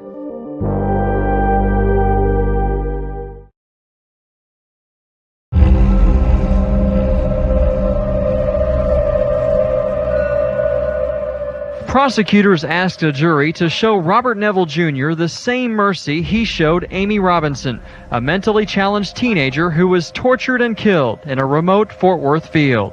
There's always a concern that we would come up short. Could be one juror, just one out of 12. The jury came out and they were crying. It was my first death penalty case, and I remember thinking, oh no, they're crying. What does that mean? We, the jury, find the defendant, Robert James Neville Jr., guilty of the offense of capital murder. It's a catharsis. It's a very onerous burden to ask a jury to live with that decision for the rest of their life. It's a lot. The court to sentence you to death by lethal injection. Yeah, I'm sorry for what you did, but you're going to pay for it. Emotions ran high for both sides throughout the trial. Get it out of my sight! It was tough during the trial because that feeling that anything could happen, any little bitty thing could happen, these guys get away with this. But when we got the first one done, then I felt a lot better about the second one. Christy Jack and her co-counsel have successfully sent Robert Neville to death row. Now they have to focus on the trial of Michael Hall. His confession talked about how they told her they were going to take her to work, and they didn't. And that's how they got her into the car, and that they never intended to take her to work. And they took her to Mosier Valley and basically used her for target practice. And then he goes on to say, we went back to the body, and we went and ate dinner at Sonic with the money we took from her pocket. Michael Hall's defense lawyers had a little bit more to work with because they could play the card of he wouldn't have been here if it weren't for Robert Neville. He would have never come up with this plan or idea or thought to hurt somebody like Amy, and I think that was their best weapon. The defense dressed him the part. I mean, they put big glasses on him. They had him stare at a Bible in front of him the entire time. Simply to listen to him talk, you don't immediately detect that he's mentally. It was a far different image than what the jury saw on the videotaped confession. He acted like and talked to me like he was in adolescence or that he was young adult. The challenge is convincing the jury that you don't have to be a rocket scientist to be eligible for the death penalty. We talked about all the decisions that Michael made, independent of Robert, that showed he was not intellectually disabled. And who pointed and selected those 22s? Well, it wasn't Robert Neville, it was Michael Hall. Mental deficiency or being slow or not being as mean and cunning as the other co-defendants, it probably really is the truth. You have co-defendants, one is always more the leader than the other. The prosecution's job is to know it's coming and to be ready to answer that back. This is the part that this defendant played. There was evidence that Hall was not as smart as Neville. There was no evidence that he didn't understand the difference between right and wrong. And if any of you think this answer should be no, then I beg you, watch this tape. As soon as she started walking towards the car, just wow. You know what he said. I helped kill Amy. Why? Because she trusted me. The very quality that enabled this defendant to deceive and prey upon someone who truly was mentally challenged is now the quality he wants to cling to save his life. If ever a defendant earned the death penalty, this man has. The jury returns a sentence the same day. The jury finds Michael Hall guilty of capital murder. They sentence him to death. They were given death, and it made me feel good that they couldn't hurt nobody else. Robert Neville is executed in 2006. Michael Hall is executed February the 15th. The date that he's executed, it is the anniversary of Amy's disappearance. What we wanted, we got. However, we thought that's what we wanted. You know, going to the executions, we're thinking, okay, we're going to get closure, we're going to feel better. But I didn't feel better. I felt angry, like this ain't fair. They went out too easy. They just got a shot and went to sleep. I was glad it was finally all over, but I thought Amy's going to be remembered. That's when I put the cross up. What this marker does represent is where people can come and pay their respects. Started with one cross, and it's just grown and grown. A lot of people started coming and putting their cross up. The next thing I knew, there was 120 crosses out there. I don't want anybody to ever forget Amy. She's going to be remembered. And I know where she's at.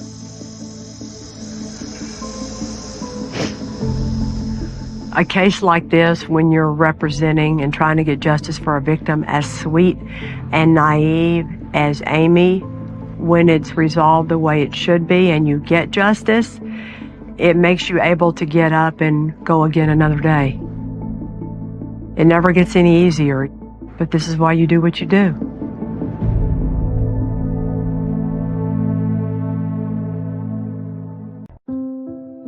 I think that anyone who becomes a prosecutor realizes the cases that you care about the most are the ones when the most innocent of us are hurt or murdered.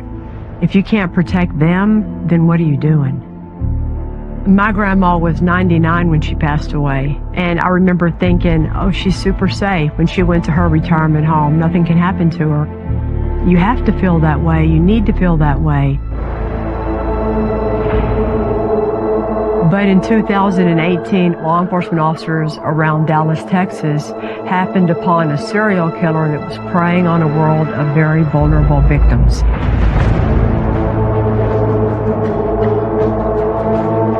Everyone assumed since the victims were older, they were dying of natural causes. But these were not natural deaths, it was murder.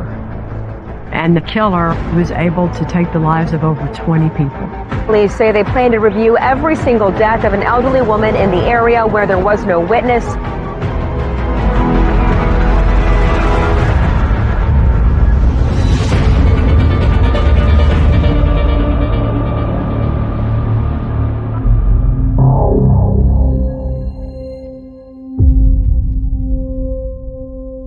That morning, I was out running errands, and Scott called me and said he got a call from somebody who said that Mom didn't make it to the Dallas Cowboys watching party, and she wasn't at church.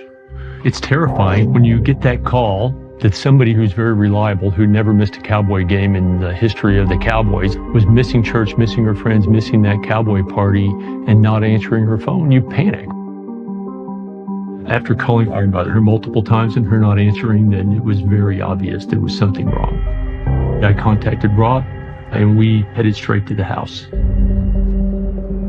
I was the first one there, unlocked the door, called for her, ran through the living room, and I saw her feet sticking out on the side of the bed. She was really pale. Her arm was across her face. I took her arm across, and her glasses were all messed up. She was unresponsive, dead on her bedroom floor. I'm just in shock. 2 weeks before, the doctor said, perfect health, you're going to live another 20 years. What happened? Your brain's trying to process that this woman that you'd spent Christmas with a week before is laying crumpled on the floor, dead. Rob stepped out to call 911. This flood of people to start rolling in. First responders, the EMTs, then the police show up. The detective had told me they've looked her over. They don't see any signs of a struggle, no bruising. They turned her back. Everything was fine. We asked the police, hey, we noticed that she was missing her rings on her fingers, her wedding ring and then the ring that my dad got her. That she never took off. These were fixtures, and they were gone. And they say old people hide stuff. The police didn't think there was any foul play. It was natural causes. Our mother was very engaged in church, very supportive of the community. She was a very positive person. She was very optimistic. Things were always going to work out, keep a positive attitude, look to the future, be nice to people. Things tend to work out. That was kind of how she lived her life. Sweet, sweet lady.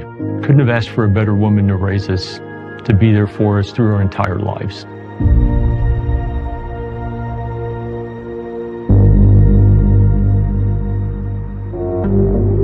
When you think of the safest, nicest, most well-off part of Dallas County, you think of Plano, Texas.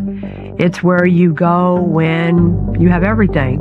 So if your mother is retired there, living in a home there, you're going to think she's pretty safe. But in 2018, all that was put into question.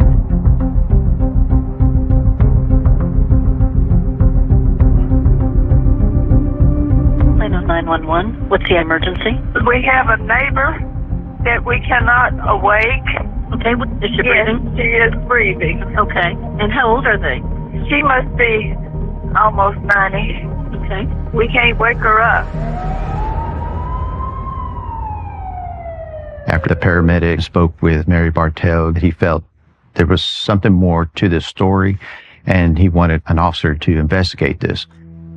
I responded to the hospital, spoke with Mary Bartell, introduced myself to her, and asked her if she would tell me in her own words what had happened. At around 8:30 in the morning, she walks to her front door after hearing constant knocking. As she was going to the door, this suspect pushes his way in. First thing she sees and focuses on is his green gloves. He told her to go to the bed, and she just complied. When she got to the bed, he pushed her down, grabbed one of her pillows from her bed, and put it on top of her face and chest and just pushed down real hard. Mary Bartell thought she was going to die. That's the last she remembers. Mary Bartell states that she was missing jewelry, rings that she had on both of her hands, one of those rings being a wedding ring that she's had for 50 years and never really took it off. My first priority was to get an investigator to Mary Bartell's house. So I contacted another detective, and as she was going to process Mary Bartell's crime scene, she learns there is a suspicious death investigation right across the hall, which is Ann Conklin's residence. So at that point, the Plano Police Department was investigating one death, Ann Conklin, and attempted murder on Mary Bartell to see if they were related or not. We started to do a canvass, looking for any other witnesses, any other video, anything that would give us a lead.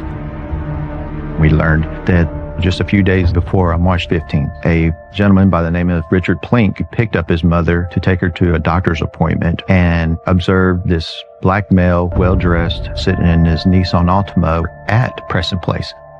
And later, he noticed the same person was still in the same parking lot, but at a different parking spot.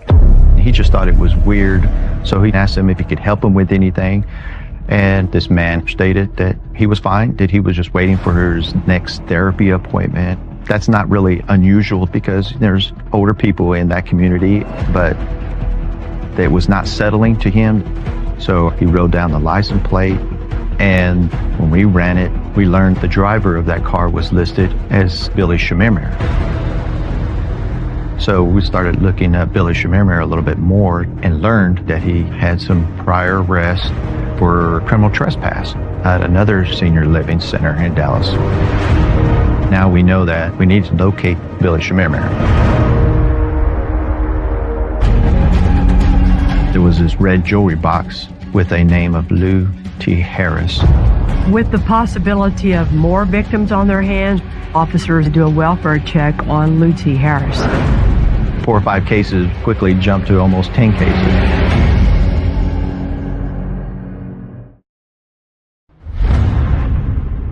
An attack on a 90-year-old woman named Mary Bartell leads police to the connection of another case that might be related in another part of Dallas, where a suspect named Billy Schmiermer had a prior arrest for a criminal trespass at another senior living facility 2 years earlier. Edgemere is a senior living facility in Dallas. And in April of 2016, security personnel had noticed that this man had been around and they weren't sure why, and he was given a warning not to return. Then he did return in June. This man is stating that he was a healthcare worker involved with the location, which ultimately was not true. And Dallas PD identified him as from Billy Schmiermer. He had no affiliation with that location and was given a criminal trespass. So we had started looking at Billy Schmiermer a little bit more. Billy Schmiermer is an individual who came to the United States in the early 2000s from Kenya, who had a visa for a short period of time to be here to work and got into the healthcare business as a caregiver.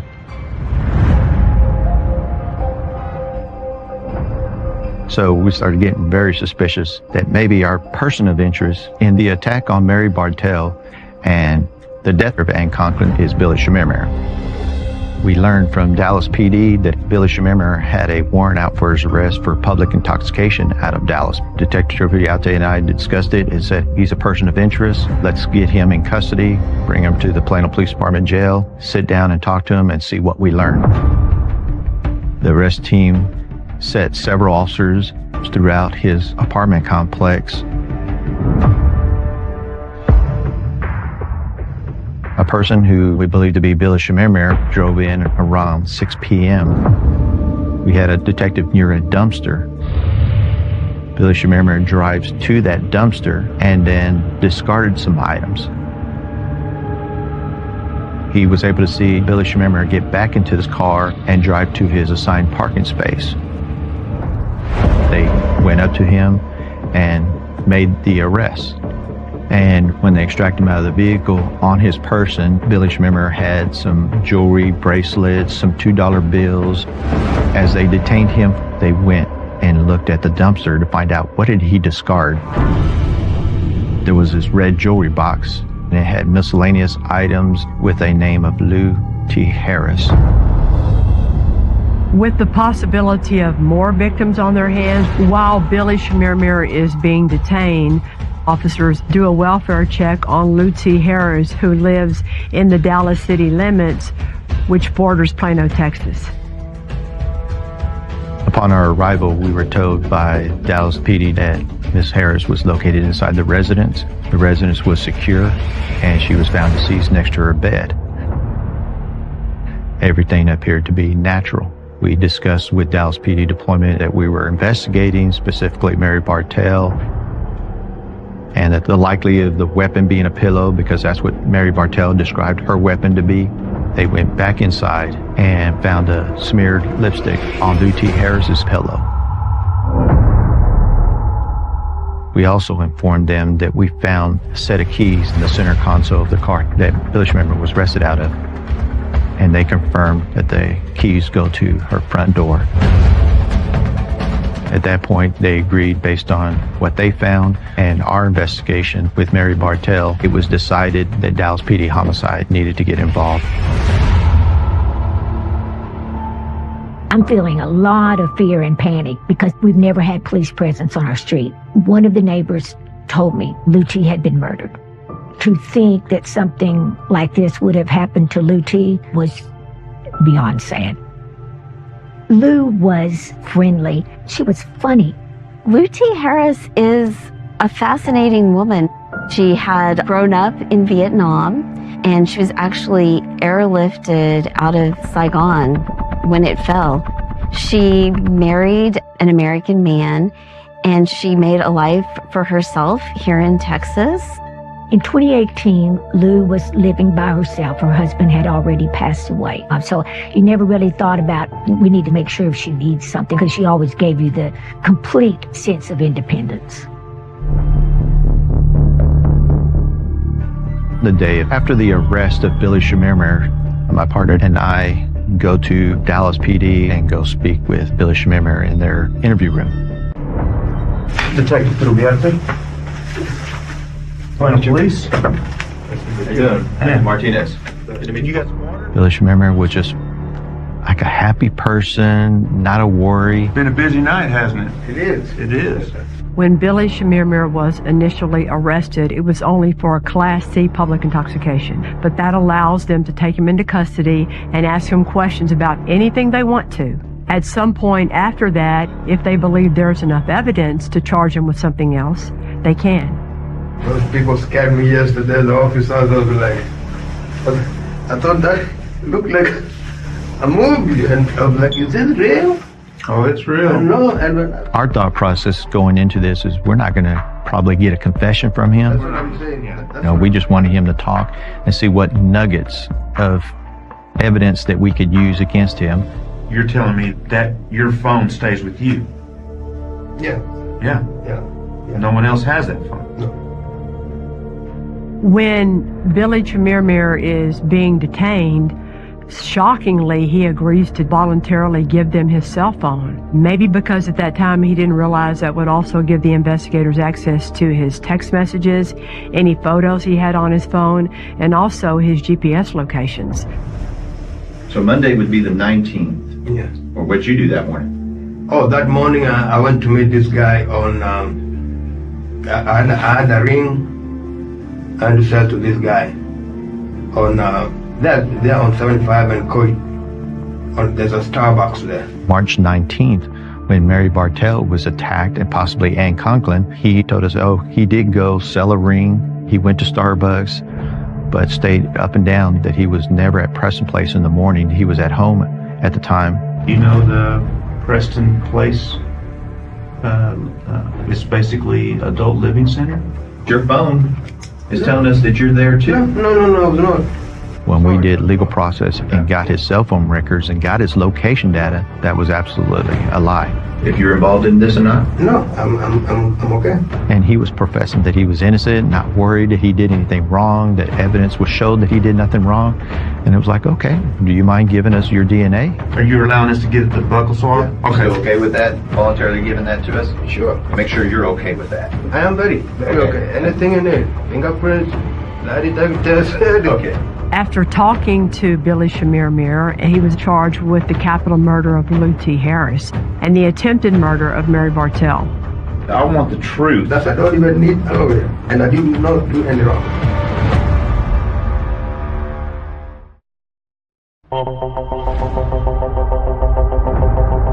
Morning, police. How you doing? Martinez.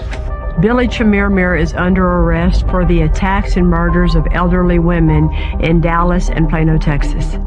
But they want to build their cases and find more evidence to make the cases even stronger. Early in the morning, the time we were interviewing, Billy Shamir Mir, Dallas PD was wrapping up their crime scene investigation in Lou T. Harris's home. They found that there was a receipt that showed a nearby Walmart and her making a purchase prior to her death, which led them to Walmart to investigate that further.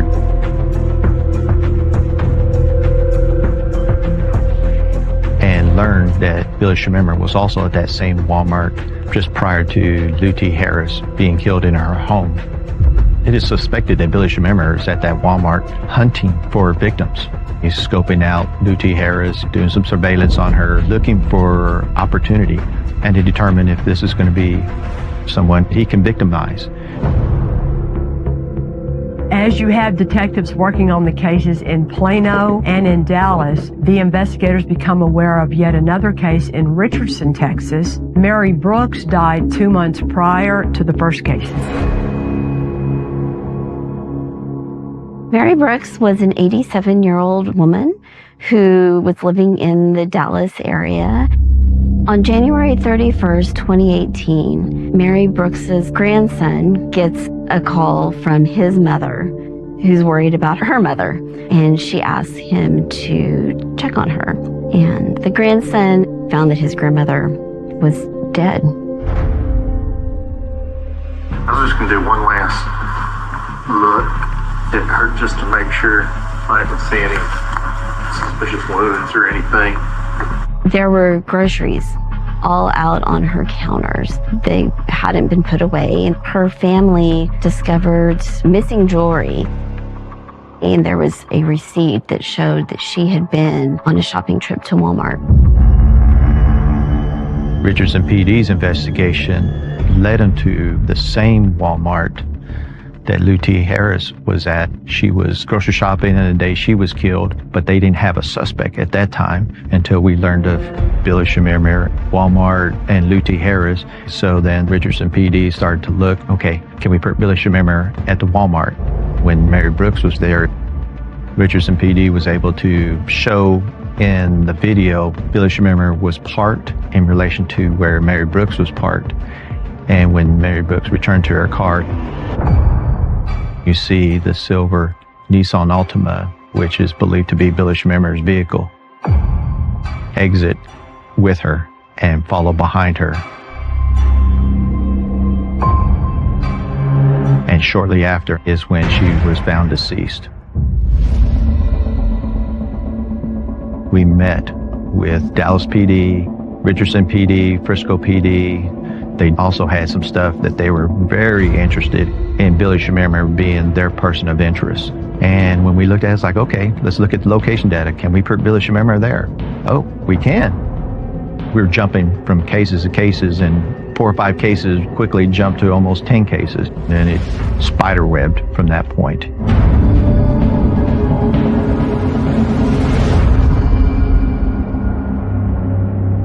On July 16th, 2018, there was a phone message from a task force that was investigating a killer who went around to independent living properties.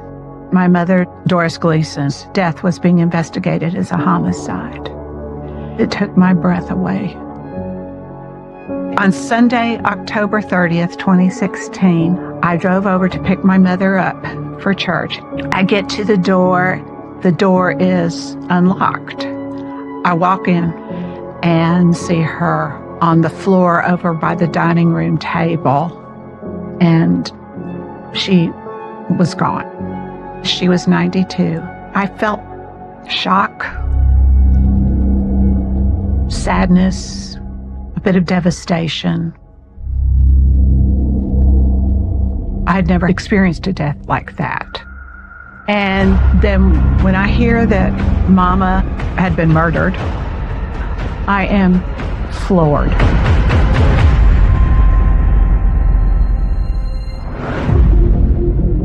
The detective who was working the Schmiermer case called me to go and look at pictures of jewelry that they'd gotten off of Billy Schmiermer's phone. We asked the detective, are you implying that you think that Billy Schmiermer killed our mother? And he said, I'm convinced of it. He said, I've already pulled records from his cell phone, and his cell phone was in the vicinity of her house on Saturday and on Sunday morning before you found her dead. Suddenly you find out she's died violently, and you start the grieving process all over again. And now you're grieving a violent death. While Billy Schmiermer is in custody, 4 different police departments are already working on all these investigations, and the number is now up to 22 different victims. This makes Billy Schmiermer one of the most horrendous, prolific serial murders in Texas history. But will there be enough evidence on any one of these cases to actually convict him?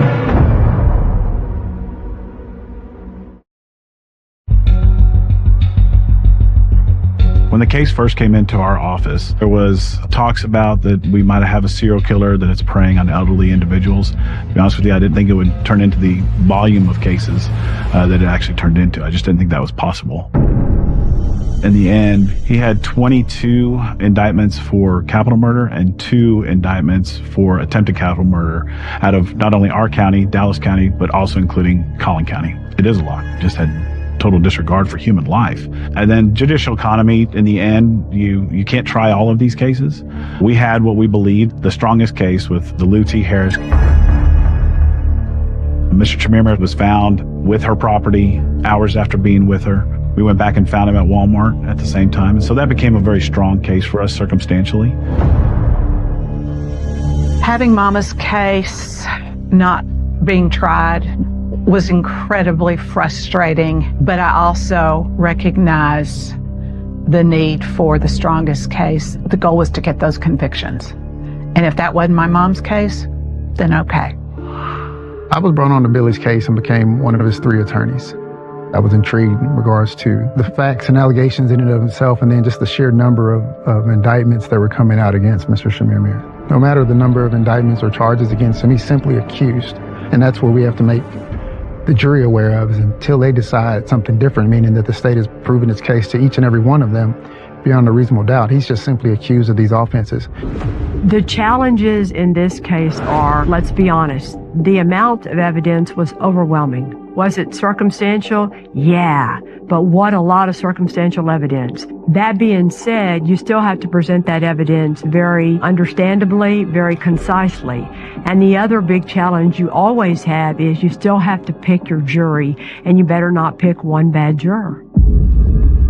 Our goal in this case was to see that Billy Chamirmir died in prison. In these types of cases for the death penalty, we would have to go to Kenya. We would have to do those types of things to do a good full background on him. That was unavailable to us. It was unavailable to the defense. And we would have to have delayed it even further. And we needed to get resolution to this case.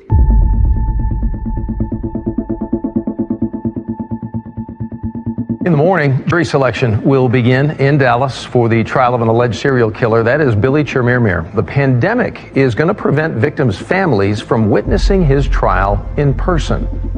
The whole scenario was just different. We were not allowed to have anybody in the courtroom that was not part of the trial. The victims' families, they couldn't face the person who had done this to their loved one. They had to watch it like everybody else did through closed-circuit television.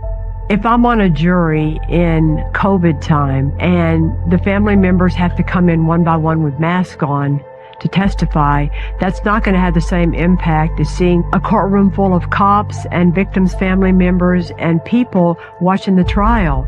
They didn't get the real feel of anybody's pain or anguish or frustration. In opening statement, I really just want to tell the jury kind of a glimpse of what they're going to see, what they're going to hear, and how I believe the case is going to be set out. Ladies and gentlemen, this is a case about stalking, smothering, and stealing. When it came time to presenting evidence to the jury, we really wanted to show that there was a close connection to Billy Chamirmir and Ms. Harris. When the Plano Police Department arrested Billy Chamirmir, he had in his hands the jewelry of Luty Harris. And I used family members to identify those items and say, yes, I recognize those as being things that she was wearing.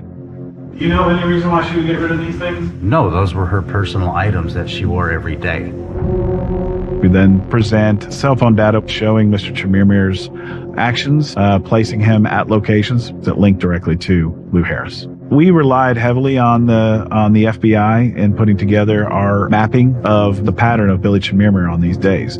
Typically, he would go to a location where there is a victim. He would stay there for a certain amount of time, pick his victim, murder them, take their jewelry. Then he would travel down to a known location where you could sell these items and then head back home.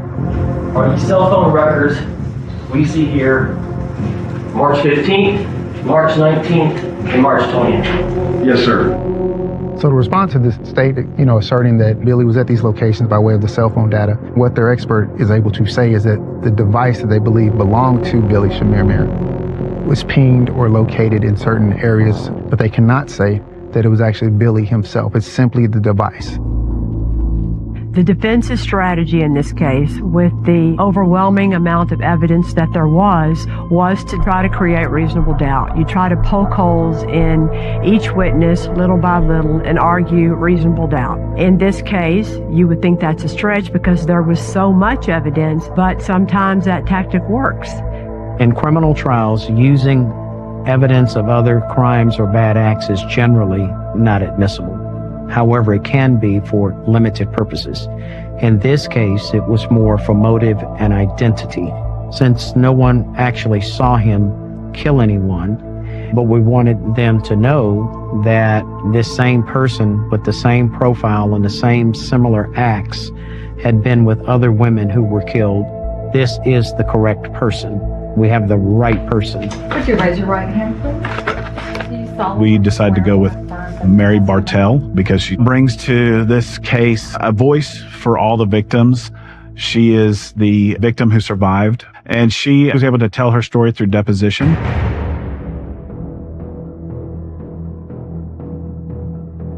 I heard this very insistent rapping at the door. The door was opening inward, and when my eyes were just fixated on these green rubber gloves, I knew instantly, number one, I should not have opened the door. Number two, my life was in grave danger. He just smashed a pillow down hard over my face and my chest, and I just couldn't breathe. The defense lawyer was able to cross-examine her in her deposition the same way he would have in the courtroom before COVID happened. She said the individual that walked in was very articulate and very well spoken, and asked about an accent. She said she didn't recall hearing an accent. You didn't notice any kind of accent or anything about his voice that stood out to you? No, I was just mainly concerned about whether I could get some help before I died. And anyone that's ever heard Billy speak, he has a very thick accent. And that's important. The jury needs to understand that that's important. Did you ever look at his face? I was fixated by the green rubber gloves. Okay, so you never did get a look at his face? No, I did not. There was nothing that placed him there except for Mary Bartell. And so if you think she's mistaken or that credibility is not as high as what you would like it to be as a juror, then you set that case aside and ask yourself, is the evidence sufficient to prove that it was Billy beyond all reasonable doubt?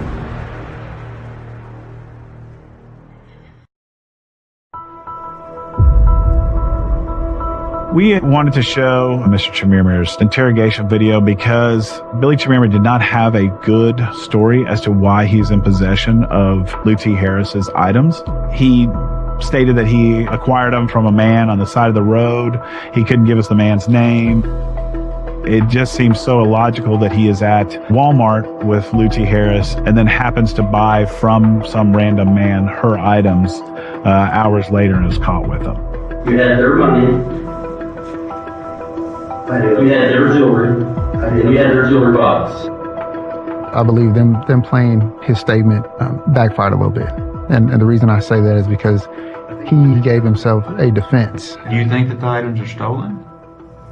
That was what I was thinking, because I was like, why is he bringing all this, the box with everything? Way too many times in my career, when I was getting ready for trial, I would tell my main detective, I'm not going to offer your interview of the defendant. And they would get very upset. And I would say, no, it's self-serving. He doesn't tell the whole truth. He minimizes his involvement. He acts like it's self-defense. Why would I offer his version of what happened?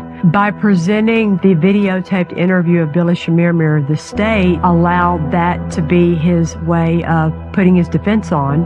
And they weren't able to cross-examine him at the same time because he never had to testify. And the state doesn't get to say, we call Billy Chemirmir to the stand. It's not up to them. If he chooses not to testify, that's the end of his story.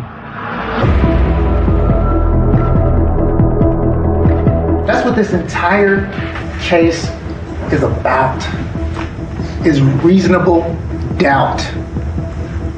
And it is rampant. There was so much evidence that they had introduced. You've seen an exorbitant amount of evidence and items put in, but we're talking about quality and not quantity. And that was my argument, is they're presenting all these things, but what is the quality of this evidence in regards to them meeting their burden? In this day and age, with what juries expect today with modern forensics, which I'm so sick of hearing, there's no such thing as too much evidence. I wish we could all have that problem. This is the first time in my career as a prosecutor I have been accused of bringing too much evidence. It was mentioned a couple of times that this is going to be a difficult chore on your part. I'm going to tell you right now, I don't think it's going to be that difficult. Once we concluded closing statements, the case is in the jury's hands. We just have to wait now for their answer. I happened to be there in the courthouse, and the evidence was so well laid out. So we were expecting 30 minutes later the jury to come back. And as that jury waited and waited and waited and then went home to come back the next day, we were very concerned. And it went a little longer and kept going a little longer. And I said, well, somebody's back there thinking. This case should have been a slam dunk, and you would expect a quick verdict. But it took over 2 days. The jury was still deliberating, and they still hadn't come up with a verdict. After several notes that were sent out by the jury, they were deadlocked, unable to reach a verdict. Judge Jones, we remain deadlocked at 11-1. After additional deliberation, we received no change. Then I moved and requested a mistrial, and it was granted. Mistrial has occurred, or a hung jury has occurred. We are just disappointed that they could not come to the correct and right, obvious. I don't have a word to describe the unfairness, the injustice. Given that Lou T. Harris's case was, by the prosecutor's judgment, their strongest case, and they got a hung jury, they had to have been devastated when they got that back. Unfortunately, what all those family members learned is with the jury, you never know what's going to happen. When I heard of the mistrial, I was disappointed for the families and immediately started thinking about participating in the second trial. The elected DAs in big counties have a huge office to run. 300 lawyers work for them. So when the DA, John Creuzot, comes aboard to try the case with Glenn Fitzmartin, that's a big deal. We went into the second trial terrified of another mistrial. I think there was also resolve on the part of the families to come back and make sure that we did whatever we could to help the DA to close that case on the next time through. In the second trial, the COVID restrictions have lessened a little bit, so we're now able to put the courtroom back to the way we're used to it, where spectators are allowed in, family members are allowed in. The court was filled with so many families from other victims feeling like that may be their day in court, and certainly hoping for justice for Lou T, but also justice for their family members also. I've been licensed for 42 years, and I was a judge for 22 years, so I saw a lot of cases tried. To me, voir dire is probably the most important part of the case. Voir dire, it's not the glamorous part, but it's the part where you better not get it wrong, because if you do, one juror can ruin everything. In this case, they had to voir dire question a whole big group of people at the same time, and then to decide how many strikes they were going to use against how many people.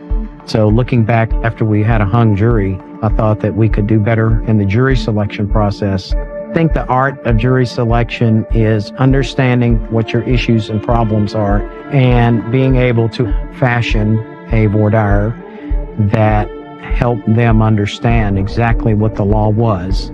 For example, circumstantial evidence, and helping them understand that circumstantial evidence does not mean weak evidence, and committing to, if we prove the case beyond a reasonable doubt with circumstantial evidence, they could return a verdict of guilty.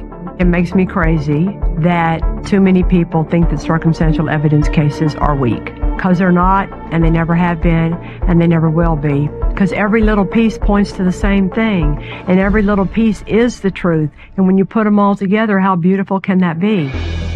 The main difference in this trial is that you do not see the taped police interview with Billy Shamir. I didn't go to anybody's apartment. When they didn't play the interview at the arrest, that was a game changer, because that way he wasn't able to spew his lies without any cross-examination. During the closing argument, District Attorney Creuzot linked the evidence back to what he had talked to the jurors about in his voir dire in the selection of the jury.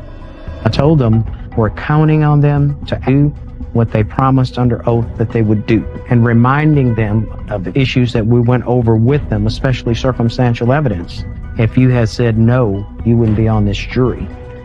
We brought you the evidence, and the only thing left is your job to deliberate, follow the law, and in our opinion, return a verdict of guilty. The argument it's still beyond a reasonable doubt that it's extremely circumstantial. Argument is still that there's no direct evidence placing him in the home of Lou T. Harris. There's no direct evidence placing him on the street of Miss Harris. There's no direct evidence even in the extraneous case that places him in Miss Bartell's home or neighborhood. At the end of all the closing arguments, I think there's a healthy amount of anxiety in everybody in the courtroom, especially the families, because they've watched this not turn out well a few months before. And for me, I know, because of 42 years of practicing law, that I have no idea what they're going to do.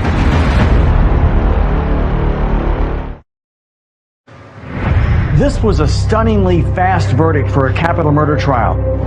Jury deliberated less than an hour. It's like pins and needles. It's high anxiety. But we had the rug pulled out from us before, so our trust is really low that this is going to be okay.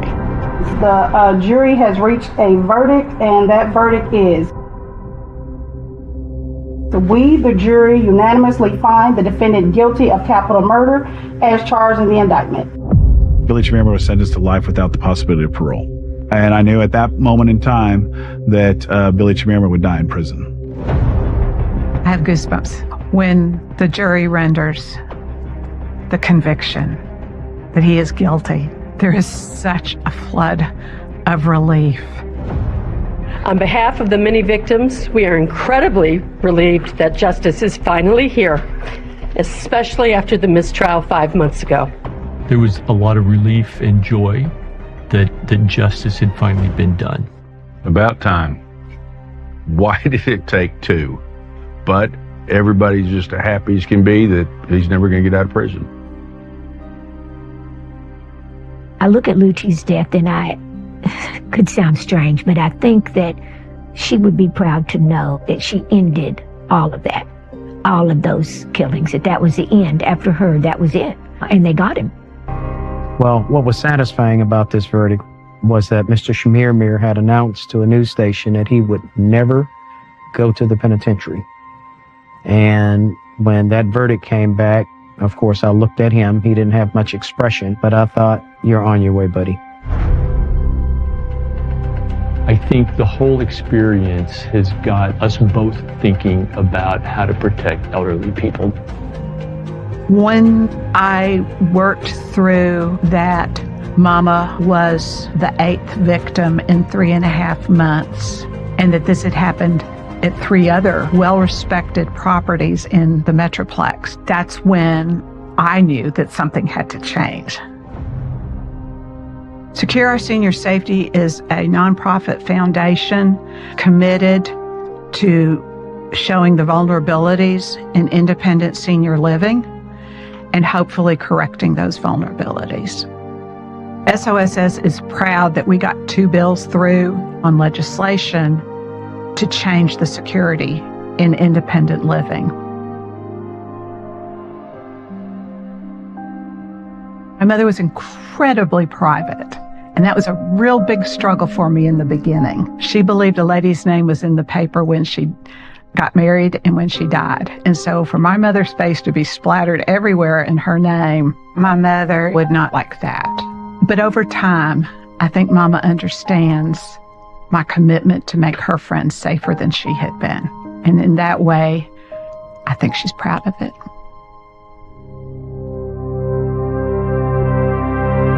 Can you imagine the impact and the horror that came on over 20 different families because of all the people that Billy Chimirma murdered? I think the good that came of this is that those facilities have made stronger safeguards.